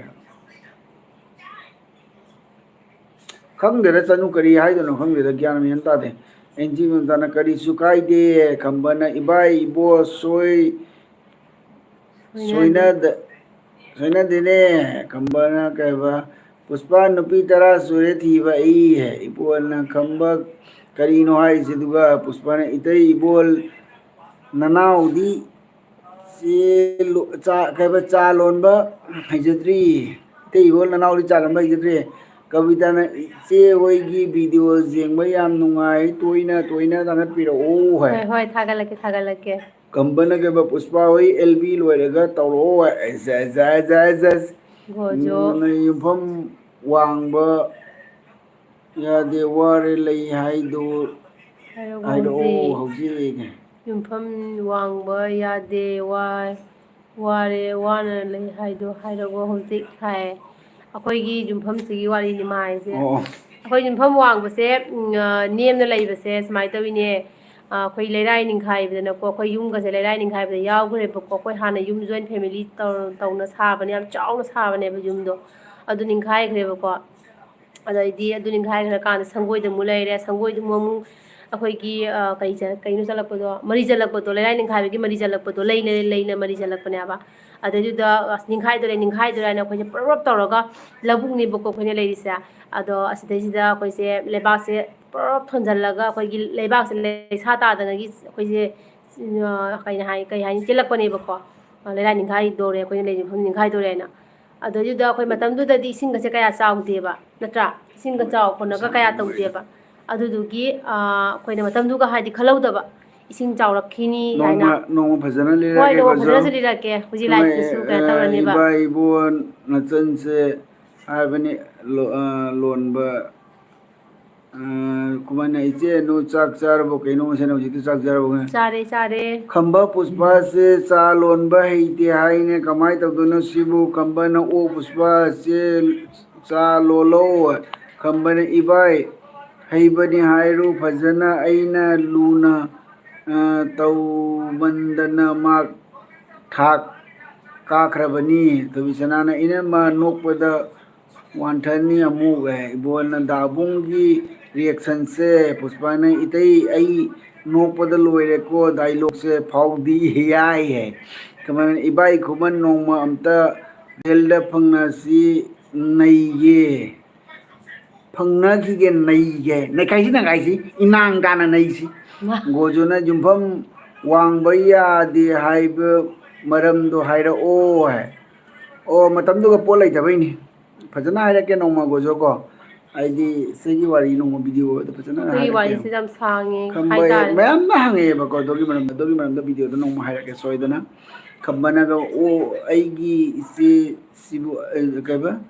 ꯑꯣ ꯑꯩꯒꯤ ꯏꯆꯦ ꯑꯅꯨ ꯍꯥꯏꯔ ꯑꯩꯒꯤ ꯏꯆꯦ ꯏꯕꯨꯡ ꯅꯨꯡꯁꯤꯕꯤꯌꯅꯨ ꯍꯥꯏꯕ ꯈꯝꯕ ꯍꯥꯎ ꯆꯥꯕ ꯊꯨꯝ ꯊꯥꯛ ꯄꯤꯔꯛꯅ ꯇꯣꯛꯀꯅꯤ ꯇꯣꯛꯂꯅꯤ ꯑꯩ ꯚꯥꯞ ꯆꯥꯗꯦꯕꯣ ꯆꯦ ꯆꯥ ꯂꯣꯜꯂꯨꯀ ꯍꯥꯏꯔꯔꯣꯏꯕꯣ ꯏꯕꯣꯟ ꯂꯧꯊꯈ꯭ꯔꯦ ꯁꯅꯥ ꯀꯣꯏꯖꯝꯅ ꯑꯩꯈꯣꯏꯁꯨ ꯊꯨꯝꯃꯦꯀꯣ ꯍꯥꯏ ꯈꯝꯕ ꯌꯦꯛꯄꯝ ꯏꯕꯥꯏ ꯏꯕꯣꯛ ꯄꯨꯁꯄꯥꯁꯦ ꯑꯩ ꯀꯤꯖꯩꯒ ꯏꯃꯥꯏ ꯆꯅꯨꯅ ꯀꯩꯕ ꯆꯦ ꯀꯁꯥꯔꯗ ꯃꯩꯇꯩ ꯅꯤꯡꯊꯧꯅ ꯂꯩꯔꯝꯕ ꯀꯣꯅꯨꯡ ꯒꯣꯕꯤꯟꯗ ꯇꯦꯝꯄꯜ ꯂꯩ ꯍꯥꯏꯅ ꯇꯥꯏ ꯅꯣꯡꯃ ꯎꯠꯄꯤꯔꯛꯑꯣ ꯑꯗꯨ ꯀꯝꯔꯪꯒꯥꯗꯅꯤ ꯎꯠꯂꯛꯀꯦ ꯅꯣꯡꯃ ꯆꯠꯄ ꯅꯣꯡꯃ ꯃꯇꯝꯗ ꯆꯠꯂꯒ ꯎꯠꯂꯛꯀꯦꯀꯣ ꯀꯕꯤꯇꯥꯅꯒ ꯆꯦ ꯆꯥꯛ ꯆꯥꯔꯕꯣ ꯀꯩꯖꯥꯡꯅꯣ ꯆꯥꯔꯦ ꯏꯔꯣꯝꯕ ꯆꯥꯔꯦ ꯇꯕꯤꯆꯅ ꯏꯅꯝꯃ ꯎꯏꯒꯤꯅꯨ ꯍꯥꯏ ꯈꯝꯕ ꯍꯦꯛꯄꯝ ꯅꯣꯛꯊꯈ꯭ꯔꯦ ꯄꯨꯁꯄꯥꯅ ꯈꯝꯕ ꯍꯣꯔꯦꯟ ꯇꯨꯃꯤꯟꯅ ꯋꯥꯔꯤ ꯇꯧꯁꯤꯃꯤ ꯃꯤꯅ ꯎꯔꯒ ꯆꯥꯛꯅꯕꯗ ꯂꯣꯏꯔꯅꯤ ꯃꯥꯏ ꯄꯦꯝꯃ ꯃꯣꯏꯁꯦ ꯋꯥꯁꯦ ꯃꯈꯟ ꯃꯈꯟ ꯌꯧꯁꯤꯜꯂꯕ ꯁꯨꯃꯥꯏꯅ ꯇꯧꯔꯛꯄꯁꯤꯗꯅꯦ ꯑꯩ ꯂꯩ ꯉꯝꯗ꯭ꯔꯤ ꯇꯜꯂꯦꯗ ꯃꯥ ꯁ꯭ꯋꯥꯏ ꯂꯥꯎꯕꯅꯤꯅꯦ ꯆꯥꯐꯝ ꯇꯧꯐꯝ ꯈꯪꯗꯦ ꯀꯣꯛꯀꯁꯦ ꯃꯣꯟꯅ ꯈꯥꯡꯗꯅ ꯈꯣꯡꯅ ꯈꯥꯡ ꯂꯩꯔꯝꯕꯅꯤ ꯃꯥ ꯈꯣꯡꯅ ꯀꯃꯥꯏꯅ ꯈꯥꯡꯗꯣꯏꯅꯣ ꯀꯣꯛꯇ ꯅꯪꯁꯨ ꯉꯥꯎꯈꯤꯗꯅ ꯄꯤꯌꯥꯅꯒ ꯗꯗꯥ ꯄ꯭ꯔꯦꯡꯗ ꯏꯆꯦꯅ ꯇꯧꯁꯤꯜꯂꯨ ꯄꯤꯖꯒꯦ ꯇꯧꯕꯗꯨ ꯗꯗꯥ ꯄ꯭ꯔꯦꯡꯗ ꯏꯆꯦꯅ ꯊꯥꯡꯖꯧ ꯄꯤꯖꯒꯦ ꯇꯧꯕꯗ ꯆꯥꯛꯃꯟꯕꯩꯅꯦ ꯆꯥꯛꯃꯟꯕꯒꯤ ꯈꯪꯕ꯭ꯔꯥ ꯔꯖꯟ ꯒꯣꯏꯕꯨꯡꯅ ꯍꯥꯏꯁꯦ ꯍꯦꯜꯂꯣ ꯈꯝꯕꯅ ꯄꯨꯁꯄꯥ ꯅꯪꯅ ꯍꯥꯏꯁꯦ ꯆꯨꯝꯃꯤ ꯁꯤꯡꯁꯦ ꯌꯥꯝꯅ ꯀꯩꯕ ꯄꯥꯈꯠꯅꯔꯦ ꯏꯕꯥꯅꯤ ꯃꯇꯧꯁꯤ ꯎꯕꯗ ꯄꯨꯁꯄꯥ ꯑꯗꯨꯅꯤ ꯈꯝꯕ ꯗꯤꯞꯃꯂꯥ ꯅꯕꯥꯅꯤ ꯋꯥꯔꯤ ꯅꯨꯡꯉꯥꯏꯔꯤ ꯆꯦꯒ ꯏꯕꯥꯏꯒꯁꯦ ꯆꯍꯤ ꯀꯌꯥꯅꯣ ꯑꯃꯅ 43 ꯑꯃꯅ 37 ꯈꯝꯕ ꯌꯦꯛꯄꯝꯅ ꯑꯩꯒꯤ ꯄꯨꯁꯄꯥ ꯑꯣꯏꯃꯥ ꯂꯣꯏꯔꯦꯗꯅ ꯈꯝꯕ ꯌꯦꯛꯄꯝ ꯗꯤꯞꯃꯂꯥ ꯋꯥ ꯑꯝꯇ ꯍꯥꯏꯒꯦ ꯌꯥꯒꯗ꯭ꯔꯣ ꯍꯥꯏ ꯍꯦꯠ ꯄꯨꯁꯄꯥ ꯗꯤꯞꯃꯂꯥꯗ ꯑꯃꯨꯛ ꯑꯣꯟꯁꯤꯟꯈ꯭ꯔꯦ ꯃꯁꯦ ꯏꯕꯣꯍꯜ ꯏꯕꯣꯜꯅ ꯒꯣꯕꯤꯟꯗ ꯃꯍꯥꯔꯥꯖꯥ ꯂꯩꯔꯝꯕ ꯀꯣꯅꯨꯡꯗꯤ ꯀꯩꯕ ꯑꯆꯧꯕ ꯃꯤꯡꯒ ꯁꯦꯝꯖꯤꯟꯕꯤꯗ꯭ꯔꯗꯤ ꯍꯧꯖꯤꯛꯀꯥꯟ ꯃꯆꯨ ꯊꯣꯛꯇ꯭ꯔꯦ ꯀꯣꯅꯨꯡꯗꯣ ꯑꯗꯩ ꯕꯀꯔꯅ ꯀꯩꯕ ꯖꯤꯔꯤꯗꯁꯨ ꯀꯨꯀꯤꯅ ꯃꯩꯇꯩꯁꯤꯡ ꯅꯣꯡꯃꯩ ꯕꯣꯝꯅ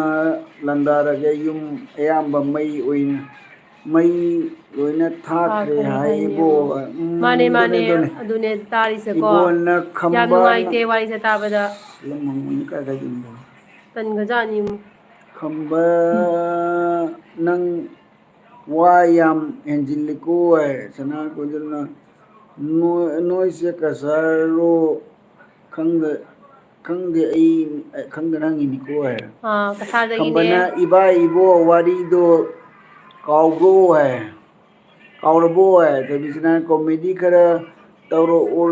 ꯇꯧꯔꯛꯎꯅꯦꯗꯥꯕꯨꯡ ꯅꯠꯇ꯭ꯔꯗꯤ ꯃꯤꯠꯁꯦ ꯎꯏꯒꯦ ꯇꯧꯔꯦ ꯑꯗꯩꯗꯤ ꯃꯅꯤ ꯇꯣꯝꯕꯤꯁꯤꯡꯅ ꯍꯦꯜꯂꯣ ꯍꯥꯏ ꯏꯕꯣꯟꯅ ꯍꯥꯏ ꯈꯝꯕ ꯀꯩꯅꯣ ꯑꯩ ꯀꯧꯗꯦ ꯀꯧꯗꯦ ꯊꯣꯏꯕꯤꯁꯅꯥꯅ ꯏꯅꯝꯃꯒꯤ ꯁꯞꯇ꯭ꯔꯗꯨꯗꯤ ꯑꯩꯐꯥꯎ ꯀꯤꯖꯩ ꯄ꯭ꯔꯦꯡꯀ ꯍꯥꯏ ꯈꯝꯕ ꯏꯕꯥ ꯏꯕꯣ ꯅꯆꯟꯅꯨꯄꯤ ꯀꯧꯅꯦꯍꯦ ꯑꯗꯩꯗꯤ ꯂꯝꯉꯥꯟꯕ ꯍꯨꯏꯗ꯭ꯔꯣꯝꯅ ꯏꯇꯩꯃ ꯕ꯭ꯔꯣ ꯀꯩ ꯏꯇꯩꯃꯗꯩ ꯕ꯭ꯔꯣꯅ ꯍꯦꯟꯅ ꯐꯖꯩ ꯀꯣ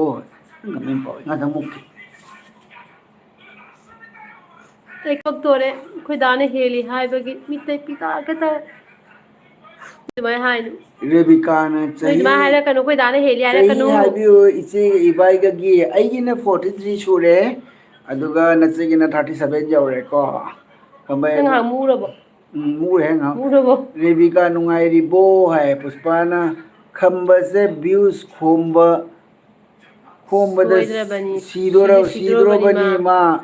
ꯇꯦꯜꯍꯩꯕꯒꯤ ꯃꯊꯪꯅꯤ ꯅꯪ ꯅꯤꯡꯁꯤꯡꯉꯛꯏꯔꯣ ꯑꯣꯟꯊꯣꯛꯄ ꯃꯤ ꯅꯤꯡꯁꯤꯡꯉꯛꯏ ꯁꯤꯗꯩꯕꯣ ꯃꯔꯤꯇꯣꯝꯕꯤ ꯅꯪꯗꯃꯦ ꯆꯥꯛ ꯆꯥꯔꯕꯣ ꯏꯆꯦ ꯆꯥꯔꯦ ꯃꯥꯏꯛꯅ ꯍꯥꯏꯁꯦ ꯍꯦꯜꯂꯣ ꯈꯝꯕ ꯍꯦꯛꯄꯅ ꯔꯥꯖꯂꯛꯁꯃꯤ ꯄꯨꯁꯄꯥꯁꯦ ꯏꯕꯥꯏ ꯋꯥꯔꯤꯗꯣ ꯍꯥꯏꯗꯣꯔꯛꯅꯕꯅꯦ ꯍꯥꯏꯗꯣꯔꯛꯅꯗꯕꯤ ꯍꯥꯏꯕ ꯏꯕꯣꯟꯅ ꯀꯩꯕ ꯈꯝꯕ ꯅꯪ ꯑꯩꯉꯣꯟꯗ ꯆꯩ ꯆꯥꯍꯟꯒꯦ ꯍꯥꯏꯔꯣ ꯎꯔꯨ ꯃꯤꯗ ꯀꯧꯕ ꯉꯝꯖꯔꯣꯏꯕꯣ ꯍꯥꯏ ꯄꯨꯁꯄꯥꯅ ꯀꯩꯕ ꯈꯝꯕ ꯇꯨꯃꯤꯟ ꯂꯩꯌꯨ ꯍꯥꯏ ꯄꯤꯌꯥꯅ ꯏꯆꯦꯒ ꯗꯗꯥꯒꯁꯦ ꯆꯍꯤ ꯀꯌꯥ ꯅꯨꯡꯁꯤꯅꯔꯛꯀꯦ ꯊꯥ 19ꯒ ꯅꯨꯃꯤꯠ 15ꯅꯤ ꯃꯥꯏ ꯋꯥꯔꯤꯁꯦ ꯇꯥꯎ ꯆꯍꯤ ꯀꯨꯝꯗꯩꯗꯤ ꯑꯃꯈꯛ ꯈꯪꯅꯔꯦ ꯈꯝꯕꯅ ꯀꯩꯕ ꯃꯅꯤꯇꯣꯝꯕꯤ ꯅꯪꯁꯦ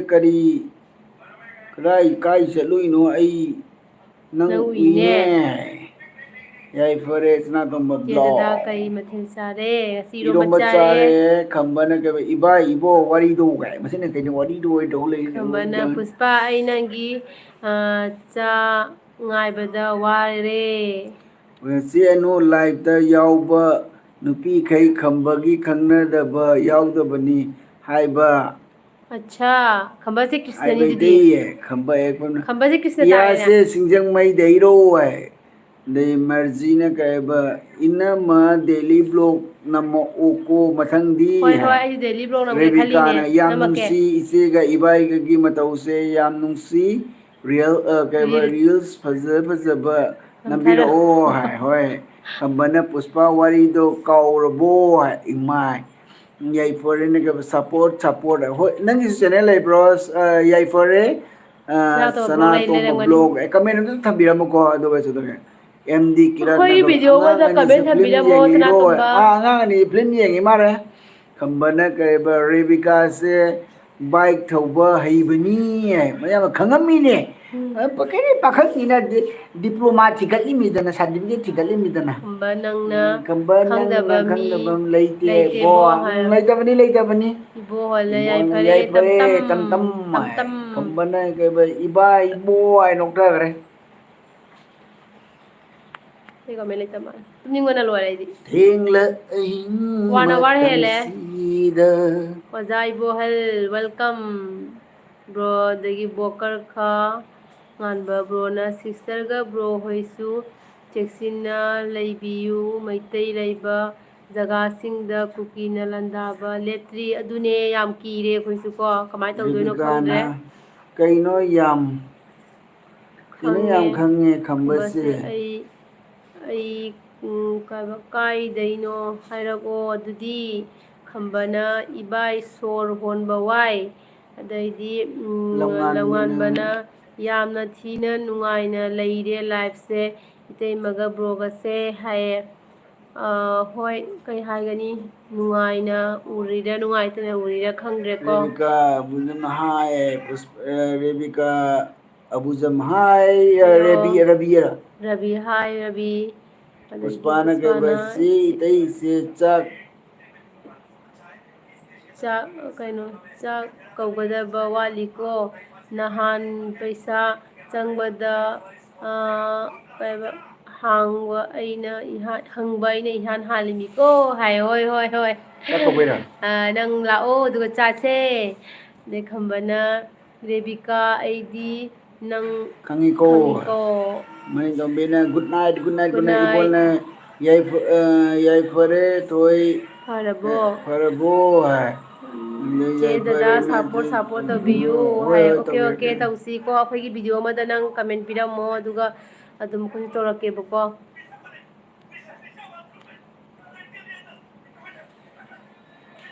ꯑꯗꯨꯒ ꯃꯌꯥꯝꯁꯤꯗ ꯌꯥꯏꯐꯔꯦ ꯁꯅꯥꯇꯣꯝꯕ ꯕ꯭ꯂꯣꯛ ꯆꯥꯏꯅ ꯂꯩꯔꯤꯁꯦ ꯈ꯭ꯋꯥꯏ ꯃꯌꯥꯝ ꯄꯨꯝꯅꯃꯛꯅ ꯃꯥꯒꯤ ꯑꯦꯝ ꯆꯦꯅꯦꯜꯗꯁꯨ ꯗꯤ ꯀꯤꯔꯠꯅ ꯁꯞꯄꯣꯔꯠ ꯇꯧꯕꯤꯌꯨ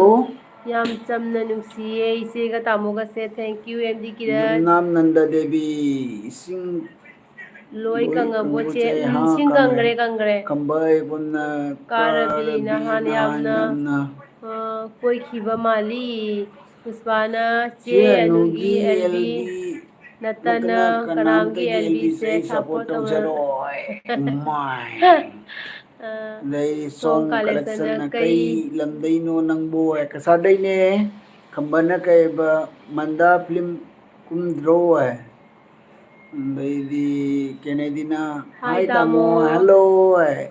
ꯗꯤꯕꯤꯌꯥꯅ ꯀꯩꯕ ꯆꯦ ꯌꯦꯡꯕ ꯌꯦꯡꯕ ꯌꯥꯝ ꯅꯨꯡꯉꯥꯏ ꯅꯨꯡꯉꯥꯏꯌꯦ ꯊꯦꯡꯀ꯭ꯌꯨ ꯁꯣ ꯃꯆ ꯂꯝꯉꯥꯟꯕꯅ ꯀꯩꯕ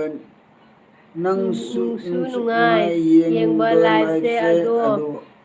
ꯊꯦꯡꯉꯦ good night good night good night ꯑꯩꯈꯣꯏꯁꯨ ꯂꯣꯏꯁꯟꯗꯣꯔꯕꯅꯤ ꯑꯩꯈꯣꯏꯁꯨ ꯂꯣꯏꯁꯤꯜꯂꯅꯤꯀꯣ ꯇꯨꯝꯅꯤꯡꯕꯅ ꯂꯣꯏꯔꯦ ꯈꯝꯕꯅ ꯑꯩꯁꯨ ꯀꯩꯕ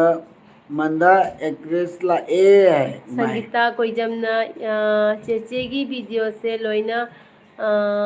ꯊꯥꯖꯤꯜꯂꯒꯣ ꯁꯪꯒꯤꯇꯥ ꯅꯪꯁꯦ ꯀꯗꯥꯏꯒꯤ ꯑꯣꯏꯗꯣꯏꯅꯣ ꯀꯣꯏꯖꯝꯁꯦ ꯑꯩꯈꯣꯏ ꯁꯥꯒꯩꯅꯦꯀꯣ ꯑꯩꯈꯣꯏ ꯁꯥꯒꯩ ꯍꯥꯏꯁꯦ ꯑꯩꯈꯣꯏ ꯏꯄꯥꯝꯒꯤ ꯏꯄꯥꯝꯗꯀꯣ ꯏꯄꯥꯝꯒꯤ ꯁꯥꯒꯩꯅꯦ ꯀꯣꯏꯖꯝꯁꯦ ꯀꯥꯏꯒꯤ ꯑꯣꯏꯗꯣꯏꯅꯣ ꯁꯪꯒꯤꯇꯥ ꯑꯗ ꯈꯝꯕꯅ ꯗꯤꯕꯤꯌꯥꯅ ꯗꯗꯥꯁꯤꯁꯨ ꯌꯥꯝ ꯃꯟꯗꯥ ꯅꯨꯡꯁꯤ ꯑꯦꯛꯇ꯭ꯔꯦꯁ ꯂꯥꯛꯑꯦ ꯑꯗꯒꯤꯗꯤ ꯁꯞꯄꯣꯔꯇꯤꯞ ꯌꯥꯝ ꯑꯣꯏ ꯗꯤꯕꯤꯌꯥꯅ ꯗꯗꯥ ꯁꯤꯁꯨ ꯌꯥꯝ ꯅꯨꯡꯁꯤ ꯁꯞꯄꯣꯔꯇꯤꯞ ꯌꯥꯝ ꯑꯣꯏ ꯍꯥꯏ ꯊꯦꯡꯀ꯭ꯌꯨ ꯔꯦꯕꯤꯀꯥꯅ ꯆꯦ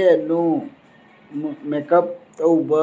ꯀꯌꯥꯝ ꯍꯩꯔꯒꯦ ꯑꯩ ꯑꯃꯨꯛꯇꯪ ꯆꯠꯂꯤꯌꯦ ꯍꯌꯦꯡ ꯆꯠꯇꯣꯏꯅꯤ ꯁꯟꯗꯦ ꯈꯨꯗꯤꯡꯒꯤꯅꯤꯀꯣ ꯍꯌꯦꯡ ꯀ꯭ꯂꯥꯁ ꯂꯩ ꯍꯞꯇꯥ ꯑꯃꯗ ꯑꯃꯨꯛꯇꯅꯦ ꯗꯦꯂꯤ ꯌꯥꯏꯐꯔꯦꯅ ꯅꯠꯇꯦꯕ ꯆꯦ ꯍꯌꯦꯡ ꯗꯗꯥꯒꯤ ꯀ꯭ꯂꯥꯁ ꯂꯩ ꯚꯤꯗꯤꯑꯣꯗ ꯑꯗꯨꯝ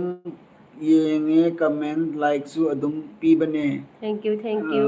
ꯌꯥꯏꯐꯔꯦ ꯁꯅꯥꯇꯣꯝꯕ ꯀꯩ ꯍꯣꯏ ꯑꯩꯈꯣꯏ ꯀꯩꯅꯣꯗ ꯄꯤ ꯍꯥꯏꯔꯣ ꯀꯃꯦꯟ ꯄꯤꯒꯦ ꯍꯥꯏꯔꯣ ꯍꯟꯗꯛ ꯉꯁꯤ ꯍꯟꯗꯛ ꯊꯥꯔꯛꯈꯤꯕ ꯚꯤꯗꯤꯑꯣꯗꯣ ꯑꯝꯇꯪ ꯊꯝꯕꯤꯔꯝꯃꯣꯅꯦ ꯑꯩ ꯀꯩꯅꯣ ꯉꯁꯤꯒꯤꯗꯨꯒ ꯇꯧꯔꯦ ꯇꯧꯔꯛꯑꯣꯀꯣ ꯑꯗꯨꯒ ꯀꯩꯅꯣ ꯇꯧꯒꯦ ꯈꯝꯕꯩꯒꯨꯝꯅ ꯅꯍꯥꯟꯉꯩ ꯑꯩꯈꯣꯏꯅ ꯐꯖꯅ ꯗꯤꯄ꯭ꯂꯣꯃꯥ ꯌꯦꯡꯗꯕ ꯁꯥꯔꯇꯤꯐꯤꯀꯦꯠ ꯄꯥꯏꯔꯒ ꯏꯕꯥꯏ ꯍꯦꯛꯇ ꯏꯕꯣꯜꯅ ꯀꯩꯕ ꯈꯝꯕ ꯅꯪ ꯁꯣꯏꯔꯔꯣꯏ ꯃꯤꯅ ꯀꯤꯅꯔꯛꯂꯅꯤ ꯍꯥꯏ ꯖꯣꯂꯤꯅ ꯆꯦ ꯑꯁꯥꯁꯤꯌꯥ ꯍꯣꯏꯒ ꯅꯛꯅꯕ꯭ꯔꯣ ꯂꯥꯞꯄꯦ ꯈꯝꯕ ꯏꯕꯥꯏ ꯏꯕꯣ ꯋꯥꯔꯤ ꯂꯩ ꯑꯁꯤꯅꯅꯦ ꯈꯥꯏꯗꯦꯝ ꯃꯟꯖꯨꯂꯥ ꯒꯨꯗ ꯅꯥꯏꯠ ꯈꯝꯕꯅ ꯀꯩꯕ ꯋꯦꯜꯀꯝ ꯈꯥꯏꯗꯦꯝ ꯄꯤꯌꯥꯅ ꯅꯦꯅꯦ ꯀꯩꯕ ꯈꯪꯕ꯭ꯔꯣ ꯃꯥꯅꯦ ꯈꯪꯕ꯭ꯔꯣ ꯃꯅꯦ ꯈꯪꯕ꯭ꯔꯣ ꯍꯥꯏ ꯒ꯭ꯌꯥꯟ ꯇꯥꯗ꯭ꯔꯦ ꯄꯨꯁꯄꯥꯅ ꯆꯦ ꯑꯩ ꯒꯨꯗ ꯅꯥꯏꯠ ꯑꯣꯏꯔꯒꯦ ꯑꯣꯀꯦ ꯒꯨꯗ ꯅꯥꯏꯠ ꯄꯨꯁꯄꯥ ꯒꯨꯗ ꯅꯥꯏꯠ ꯑꯩꯁꯨ ꯇꯨꯝꯗꯣꯔꯕꯅꯦ ꯄꯤꯖꯤꯅ ꯑꯅꯨ ꯅꯪ ꯄꯥꯎ ꯐꯥꯎꯅꯕ ꯌꯥꯕ ꯅꯝꯕꯔ ꯑꯝꯇ ꯂꯩꯇꯦ ꯏꯝꯐꯥꯜꯗ ꯅꯣꯏꯒꯤ ꯃꯔꯤ ꯃꯇꯥ ꯂꯩꯕ꯭ꯔꯣ ꯍꯥꯏ ꯂꯩꯌꯦ ꯏꯝꯐꯥꯜꯗ ꯃꯔꯤ ꯃꯇꯥ ꯃꯌꯥꯝ ꯂꯩꯀꯣ ꯑꯩꯒꯤ ꯑꯗꯩꯗꯤ ꯈꯝꯕꯅ ꯈꯝꯕꯅ ꯀꯩꯕ ꯃꯌꯥꯝꯅ ꯏꯆꯦ ꯏꯕꯥꯏ ꯐꯨꯜ ꯁꯞꯄꯣꯔꯠ ꯇꯧꯕꯤꯌꯨ ꯌꯥꯝ ꯐꯕꯅꯦ ꯊꯦꯡꯀ꯭ꯌꯨ ꯔꯦꯕꯤꯀꯥꯅ ꯆꯦꯆꯦꯅꯦ ꯕꯥꯏ ꯒꯨꯗ ꯅꯥꯏꯠ ꯌꯥꯏꯐꯃꯤꯟꯅꯔꯁꯤ ꯂꯞ ꯐ꯭ꯔꯣꯝ ꯏꯝꯐꯥꯜ ꯀꯁꯔ ꯂꯥꯛꯄꯗ ꯀꯣꯏꯔꯛꯀꯦ ꯆꯦ ꯍꯣꯏꯗ ꯍꯣꯏ ꯀꯣꯏꯔꯣ ꯍꯣꯏ ꯀꯣꯏꯔꯣ ꯀꯣꯏꯔꯣ ꯀꯣꯏꯔꯣ ꯂꯥꯛꯑꯣ ꯔꯦꯕꯤꯀꯥ ꯌꯥꯏꯐꯔꯦꯅꯒ ꯃꯇꯝ ꯄꯨꯝꯕꯗ ꯆꯦꯒ ꯗꯗꯥꯒ ꯐꯨꯜ ꯁꯞꯄꯣꯔꯠꯅꯦ ꯊꯦꯡk you so much thank you ꯋꯥꯡꯕꯝ ꯔꯦꯖꯦ ꯃꯥ ꯔꯦꯖꯤꯌꯥ ꯂꯥꯛꯑꯦ ꯍꯥꯏ ꯍꯥꯏ ꯆꯦ ꯆꯦ ꯇꯨꯝꯗ꯭ꯔꯤ ꯇꯨꯝꯗ꯭ꯔꯤꯌꯦ ꯔꯦꯖꯤꯌꯥ ꯇꯨꯝꯗ꯭ꯔꯕꯅꯦ ꯔꯦꯖꯤꯌꯥ ꯑꯩꯈꯣꯏ ꯁꯤꯗꯅꯦ ꯖꯤꯔꯤꯗꯁꯨ ꯏꯔꯥꯡ ꯌꯥꯝ ꯀꯜꯂꯦ ꯀꯣꯛ ꯌꯥꯝ ꯁꯥꯔꯦ ꯑꯗꯨꯅ ꯑꯩꯈꯣꯏꯒꯗꯤ ꯑꯗꯩꯗ ꯂꯥꯞꯅꯗꯦꯗꯅ ꯖꯤꯔꯤꯗꯤ ꯈꯥꯕꯖꯣꯟ ꯀ꯭ꯔꯤꯌꯦꯇꯔꯅ ꯀ꯭ꯔꯤꯌꯦꯁꯟꯅ ꯆꯥꯛ ꯀꯩ ꯍꯥꯏꯕ ꯆꯥꯔꯕꯣ ꯆꯥꯔꯦ ꯆꯥꯛꯆꯔꯦ ꯈꯝꯕꯅ ꯄꯨꯁꯄꯥ ꯔꯤꯀ꯭ꯋꯦꯁ ꯄꯤꯔꯛꯑꯣ ꯍꯥꯏ ꯄꯨꯁꯄꯥꯅ ꯄꯤꯔꯔꯣꯏ ꯈꯝꯕ ꯑꯦꯁ ꯃꯃꯤꯠ ꯌꯥꯝꯕꯒꯤꯅꯤꯗꯣ ꯁꯝꯊꯤꯡ ꯅꯣꯏ ꯁꯝꯊꯤꯡ ꯁꯝꯅ ꯍꯦꯔꯣꯗꯤ ꯖꯣꯀꯔꯅ ꯄꯛꯆꯩꯗ ꯈꯝꯕ ꯍꯦꯛꯄꯅ ꯄꯨꯁꯄꯥ ꯑꯩꯒꯤꯗꯤ ꯅꯪ ꯈꯛꯇꯅꯤ ꯀ꯭ꯔꯁ ꯃꯥꯏ ꯀ꯭ꯔꯁꯀ ꯍꯥꯏꯈ꯭ꯔꯦ ꯃꯥꯏ ꯄꯦꯝꯃ ꯏꯃꯥꯏ ꯄꯦꯝꯃ ꯁꯪꯒꯤꯇꯥ ꯇꯨ ꯀꯣꯏꯖꯝꯅ ꯈ꯭ꯌꯥꯎ ꯆꯦꯆꯦ ꯈ꯭ꯌꯥꯎ ꯆꯨꯡꯉꯤꯅꯦ ꯀꯩꯕ ꯆꯦꯆꯦꯅ ꯅꯪꯒꯤ ꯅꯍꯥꯟ ꯅꯍꯥꯟꯒꯤ ꯄ꯭ꯔꯦꯡꯇ ꯗ ꯊꯥꯡꯖꯧ ꯄꯥꯏꯕꯗꯣ ꯑꯩꯗꯤ ꯅꯣꯛꯄꯗ ꯂꯣꯏꯔꯦ ꯇꯣꯝꯕꯅ ꯌꯥꯏꯐꯔꯦꯅ ꯌꯥꯏꯐꯔꯦꯅ ꯁꯞꯄꯣꯔꯠ ꯇꯧꯕꯤꯔꯝꯃꯨ ꯃꯌꯥꯝ ꯃꯍꯃꯨ ꯔꯦꯖꯤꯌꯥꯅ ꯃꯌꯥꯝ ꯏꯔꯥꯡ ꯁꯞꯄꯣꯔꯠ ꯌꯥꯝ ꯇꯧꯕꯤꯌꯣ ꯀꯜꯂꯤ ꯍꯥꯏꯖꯤꯔꯤꯗ ꯑꯗꯨꯅꯦ ꯄꯔꯦꯁꯅꯥ ꯇꯧꯕ ꯔꯦꯖꯤꯌꯥ ꯕ꯭ꯂꯣꯛꯇ ꯏꯔꯥꯡ ꯌꯥꯝ ꯀꯜꯂꯦ ꯌꯥꯝ ꯋꯥꯔꯦ ꯑꯩꯈꯣꯏ ꯁꯤꯗꯁꯨ ꯏꯕꯣꯅ ꯑꯩ ꯍꯟꯗꯛ ꯃꯔꯛ ꯑꯅꯧꯕ ꯌꯨꯇꯨꯕꯔꯁꯤꯡꯒꯤ ꯑꯦꯜꯕꯤꯗ ꯁꯞꯄꯣꯔꯠ ꯆꯠꯅꯔꯤ ꯑꯗꯨꯅ ꯃꯤꯡ ꯆꯠꯂꯕ ꯌꯨꯇꯨꯕꯔꯁꯤꯡꯒꯤ ꯂꯥꯏꯐꯇꯗꯤ ꯀꯌꯥ ꯆꯠꯇꯦ ꯚꯤꯗꯤꯑꯣꯗꯗꯤ ꯁꯨꯝ ꯀꯣꯏꯕ ꯆꯠꯂꯤ ꯈꯝꯕ ꯍꯦꯛꯄꯅ ꯏꯕꯣꯍꯜꯗꯤ ꯑꯩꯈꯣꯏꯒꯤ ꯄꯨꯁꯄꯥ ꯚꯤꯗꯤꯑꯣꯗꯁꯨ ꯄꯤꯔꯣ ꯑꯩ ꯑꯦꯜꯕꯤꯗꯁꯨ ꯃꯥꯗꯤ ꯆꯪꯉꯛꯏꯗ ꯉꯥꯏꯔꯤ ꯃꯥꯗꯤ ꯂꯦꯞꯇꯦ ꯈꯥꯏꯗꯦꯝ ꯁꯥꯟꯇꯤꯀꯨꯃꯥꯔꯅ ꯍꯥꯏꯁꯦ ꯍꯦꯜꯂꯣ ꯈꯝꯕꯅ ꯏꯆꯦ ꯅꯤꯕꯥꯏ night good night good night good night ꯈꯝꯕ ꯑꯩꯈꯣꯏꯁꯨ ꯍꯦꯛꯄ ꯇꯨꯝꯃꯅꯤꯀꯣ ꯏꯕꯥꯏ ꯏꯕꯣ ꯅꯥꯏꯠ ꯅꯥꯏꯠ ꯅꯥꯏꯠ ꯀꯔꯤ ꯅꯥꯏꯠꯅꯣ ꯍꯥꯏꯁꯦ ꯂꯩꯗꯤ ꯏꯕꯥꯏ ꯀꯃꯅ ꯀꯩ ꯍꯥꯏ ꯃꯊꯦꯜ ꯄꯨꯁꯄꯥ ꯆꯥꯒꯦ ꯕꯥꯏ ꯕꯤꯅꯤ ꯂꯥꯛꯑꯦ ꯏꯕꯣꯅ ꯅꯥꯏꯠ ꯕꯤꯅꯤ ꯈꯝꯕꯕ꯭ꯔꯣ ꯅꯨꯡꯉꯥꯏꯔꯤꯕꯣ ꯅꯪ ꯉꯁꯥꯏ ꯚꯤꯗꯤꯑꯣ ꯌꯦꯡꯉꯝꯃꯤꯅꯦ ꯑꯩ ꯏꯔꯣꯝꯕ ꯆꯥꯏꯌꯦ ꯌꯥꯏꯐꯔꯦꯅ ꯆꯦ ꯗꯗꯥ 100K ꯊꯨꯅ ꯌꯧꯕ ꯑꯣꯏꯔꯣ ꯑꯣꯏꯃ ꯅꯪ 100K ꯍꯥꯏꯅꯦ ꯑꯩꯈꯣꯏꯅ 30K ꯌꯧꯅꯕ ꯍꯣꯠꯅꯕꯗ ꯁꯤꯗꯣꯔꯤ ꯁꯅꯥꯇꯣꯝꯕ ꯈꯪꯗꯦꯅꯦ ꯚꯤꯗꯤꯑꯣꯁꯦ ꯀꯩꯅꯣꯅ ꯑꯃ ꯚꯤꯌꯨꯋꯔꯁꯅ ꯑꯃ ꯂꯩꯇ꯭ꯔꯤꯕ ꯈꯪꯗꯦꯗ ꯈꯔ ꯀꯟꯇꯦꯟꯅ ꯀ ꯂꯩꯇꯕꯅꯦ ꯀꯟꯇꯦꯟꯅꯒ ꯄꯨꯊꯣꯛꯄ ꯗꯤꯕꯤꯌꯥꯅ ꯉꯝꯗꯕꯅꯦ ꯆꯦ ꯂꯣꯏꯔꯕꯖꯥꯠꯅꯤ ꯅꯨꯡꯁꯤ ꯅꯨꯡꯉꯥꯏꯕ ꯑꯇꯩꯁꯨ ꯚꯤꯗꯤꯑꯣ ꯊꯥꯒꯠꯂꯛꯑꯣ ꯌꯦꯡꯕ ꯅꯨꯡꯉꯥꯏ ꯗꯗꯥ ꯅꯕꯥꯅꯤ ꯑꯇꯩꯁꯨ ꯍꯦꯟꯅ ꯅꯨꯡꯉꯥꯏꯕ ꯅꯨꯡꯁꯤꯅꯅ ꯂꯩꯕ ꯑꯣꯏꯌꯨꯀꯣ ꯇꯥꯏꯕꯪꯗ ꯌꯥꯝ ꯎꯅꯤꯡꯉꯦ ꯆꯦ ꯅꯪꯁꯦ ꯃꯤ ꯌꯥꯝ ꯐꯔꯝꯗꯧ ꯃꯥꯜꯂꯦ ꯗꯗꯥꯁꯨ ꯌꯥꯝ ꯐ꯭ꯔꯤ ꯑꯣꯏꯌꯦ ꯍꯣꯏ ꯍꯣꯏ ꯗꯤꯕꯤꯌꯥ ꯅꯥꯗ ꯌꯦꯛꯇ꯭ꯔꯒꯗꯤ ꯁꯣꯏꯗꯅ ꯎꯅꯅꯤ ꯀꯩꯒꯤ ꯏꯝꯐꯥꯜꯒꯤ ꯎꯅꯔꯣꯏꯗꯣꯏꯅꯣꯀꯣ ꯑꯣꯏꯗꯣꯏꯔꯥ ꯗꯤꯕꯤꯌꯥ ꯅꯪꯁꯦ ꯏꯕꯣꯜꯅ ꯁꯣꯏꯗꯅ ꯎꯅꯅꯤꯀꯣ ꯁꯥꯔ ꯕꯤꯅꯤꯁꯦ ꯋꯥꯏ ꯇꯤꯗꯒꯤ ꯄꯦꯃꯦꯟ ꯐꯪꯕꯤꯔꯕ꯭ꯔꯣ ꯅꯠꯇ꯭ꯔꯣ ꯑꯃ ꯕꯤꯅꯤ ꯐꯪꯈ꯭ꯔꯕꯅꯤ ꯐꯪꯈ꯭ꯔꯕꯅꯦ ꯕꯤꯅꯤ ꯌꯥꯝ ꯌꯥꯡꯅ ꯋꯥꯍꯦꯡꯕꯝ ꯔꯦꯖꯦ ꯐꯪꯈ꯭ꯔꯦ ꯍꯥꯏꯅ ꯋꯥꯆꯦ ꯆꯦꯛꯁꯤꯟꯅ ꯂꯩꯌꯨꯀꯣ ꯍꯣꯏ ꯍꯣꯏ ꯔꯦꯖꯤꯌꯥ ꯆꯦꯛꯁꯤꯟꯅ ꯂꯩꯒꯦ ꯁꯤꯗ ꯂꯪꯖꯝꯅ ꯀꯩꯕ ꯅꯣꯏꯁꯨ ꯆꯦꯛꯁꯤꯟꯅ ꯀꯩꯅꯣ ꯂꯩꯌꯨꯀꯣ ꯀꯩꯅꯣ ꯏꯅꯝꯃ ꯇꯨꯝꯈꯤꯔꯣꯏꯗ꯭ꯔꯣ ꯑꯩꯗꯤ ꯉꯥꯏꯍꯥꯛ ꯇꯨꯝꯃꯨꯔꯦ ꯏꯟꯁꯤꯌꯥ ꯇꯨꯝꯃꯨꯔꯕꯣ ꯅꯪ ꯉꯁꯥꯏ ꯕꯤꯅꯤꯅ ꯀꯩ ꯍꯥꯏꯕ ꯀꯟꯇꯦꯟ ꯒꯤꯔ ꯈꯟꯕꯗ ꯀꯟꯇꯦꯟꯒꯤꯔ ꯈꯟꯕꯗ ꯁꯝ ꯀꯦꯜꯂꯦ ꯆꯦ ꯑꯩꯗꯤ ꯇꯧꯕꯅꯤꯀꯣ ꯕꯤꯅꯤ ꯀꯣꯛꯀ ꯌꯥꯝ ꯁꯥꯕꯅꯤꯀꯣ ꯍꯩ ꯈꯥꯕꯩ ꯑꯁꯥꯕ ꯀꯥꯎꯔꯒ ꯆꯤꯛꯎꯅꯤ ꯌꯨꯝꯒꯤ ꯊꯕꯛ ꯏꯪꯈꯥꯡꯕꯨ ꯍꯣꯠꯅꯒꯗ꯭ꯔꯥ ꯑꯉꯥꯡꯁꯤꯡꯒꯤꯕꯨ ꯍꯣꯠꯅꯒꯗ꯭ꯔꯥ ꯀꯟꯇꯦꯟꯒꯤꯕꯨ ꯈꯟꯒꯗ꯭ꯔꯥ ꯀꯦ ꯀꯣꯛꯀꯩꯁꯦ ꯃꯝꯃꯕꯖꯥꯠꯅꯤ ꯁꯤꯔꯥꯖꯨꯜꯅ ꯇꯥꯗꯣ ꯄꯩꯁꯥꯗꯣ ꯀꯌꯥꯅꯣ ꯃꯥ ꯍꯥꯏꯕ ꯄꯩꯁꯥꯁꯦ ꯌꯥꯗꯦꯅꯦ ꯍꯥꯏꯕ ꯌꯥꯗꯦ ꯄꯩꯁꯥꯁꯦ ꯍꯥꯏꯕ ꯌꯥꯗꯕꯁꯤꯅ ꯌꯥꯝ ꯂꯨꯈ꯭ꯔꯦꯕꯀꯣ ꯕꯤꯁꯅꯥꯅꯒ ꯋꯥꯔꯤ ꯀꯗꯥꯏ ꯌꯧꯔꯒꯦ ꯑꯩ ꯄꯣꯠ ꯃꯥꯡꯕꯩ ꯊꯤꯔꯤꯀꯥꯟꯗ ꯀꯩ ꯄꯣꯠ ꯃꯥꯡꯈ꯭ꯔꯒꯦ ꯃꯥꯡꯉꯨꯔꯦ ꯄꯩꯁꯥ ꯂꯨꯄꯥ ꯃꯥꯡꯈ꯭ꯔꯕꯣ ꯀꯩꯅꯣ ꯇꯧꯔꯁꯤꯔꯥ ꯍꯣꯏ ꯃꯌꯥꯝ ꯂꯣꯏꯁꯤꯜꯂꯁꯤ ꯄꯩꯁꯥꯁꯦ ꯁꯤꯔꯥꯖꯨꯜ ꯍꯥꯏꯕ ꯅꯠꯇ꯭ꯔꯣ ꯀꯦ ꯁꯤꯔꯥꯖꯨꯜ ꯄꯩꯁꯥꯁꯦ ꯍꯥꯏꯗꯣꯛꯄ ꯌꯥꯗꯕꯀꯣ ꯋꯥꯏ ꯇꯤꯅ ꯑꯊꯤꯡꯕ ꯄꯤꯌꯦꯕꯀꯣ ꯑꯀꯛꯅꯕ ꯄꯩꯁꯥ ꯍꯥꯏꯕ ꯌꯥꯗꯦꯕ ꯑꯗꯨꯗꯨꯅ ꯁꯥꯎꯕ ꯌꯥꯗꯦꯀꯣ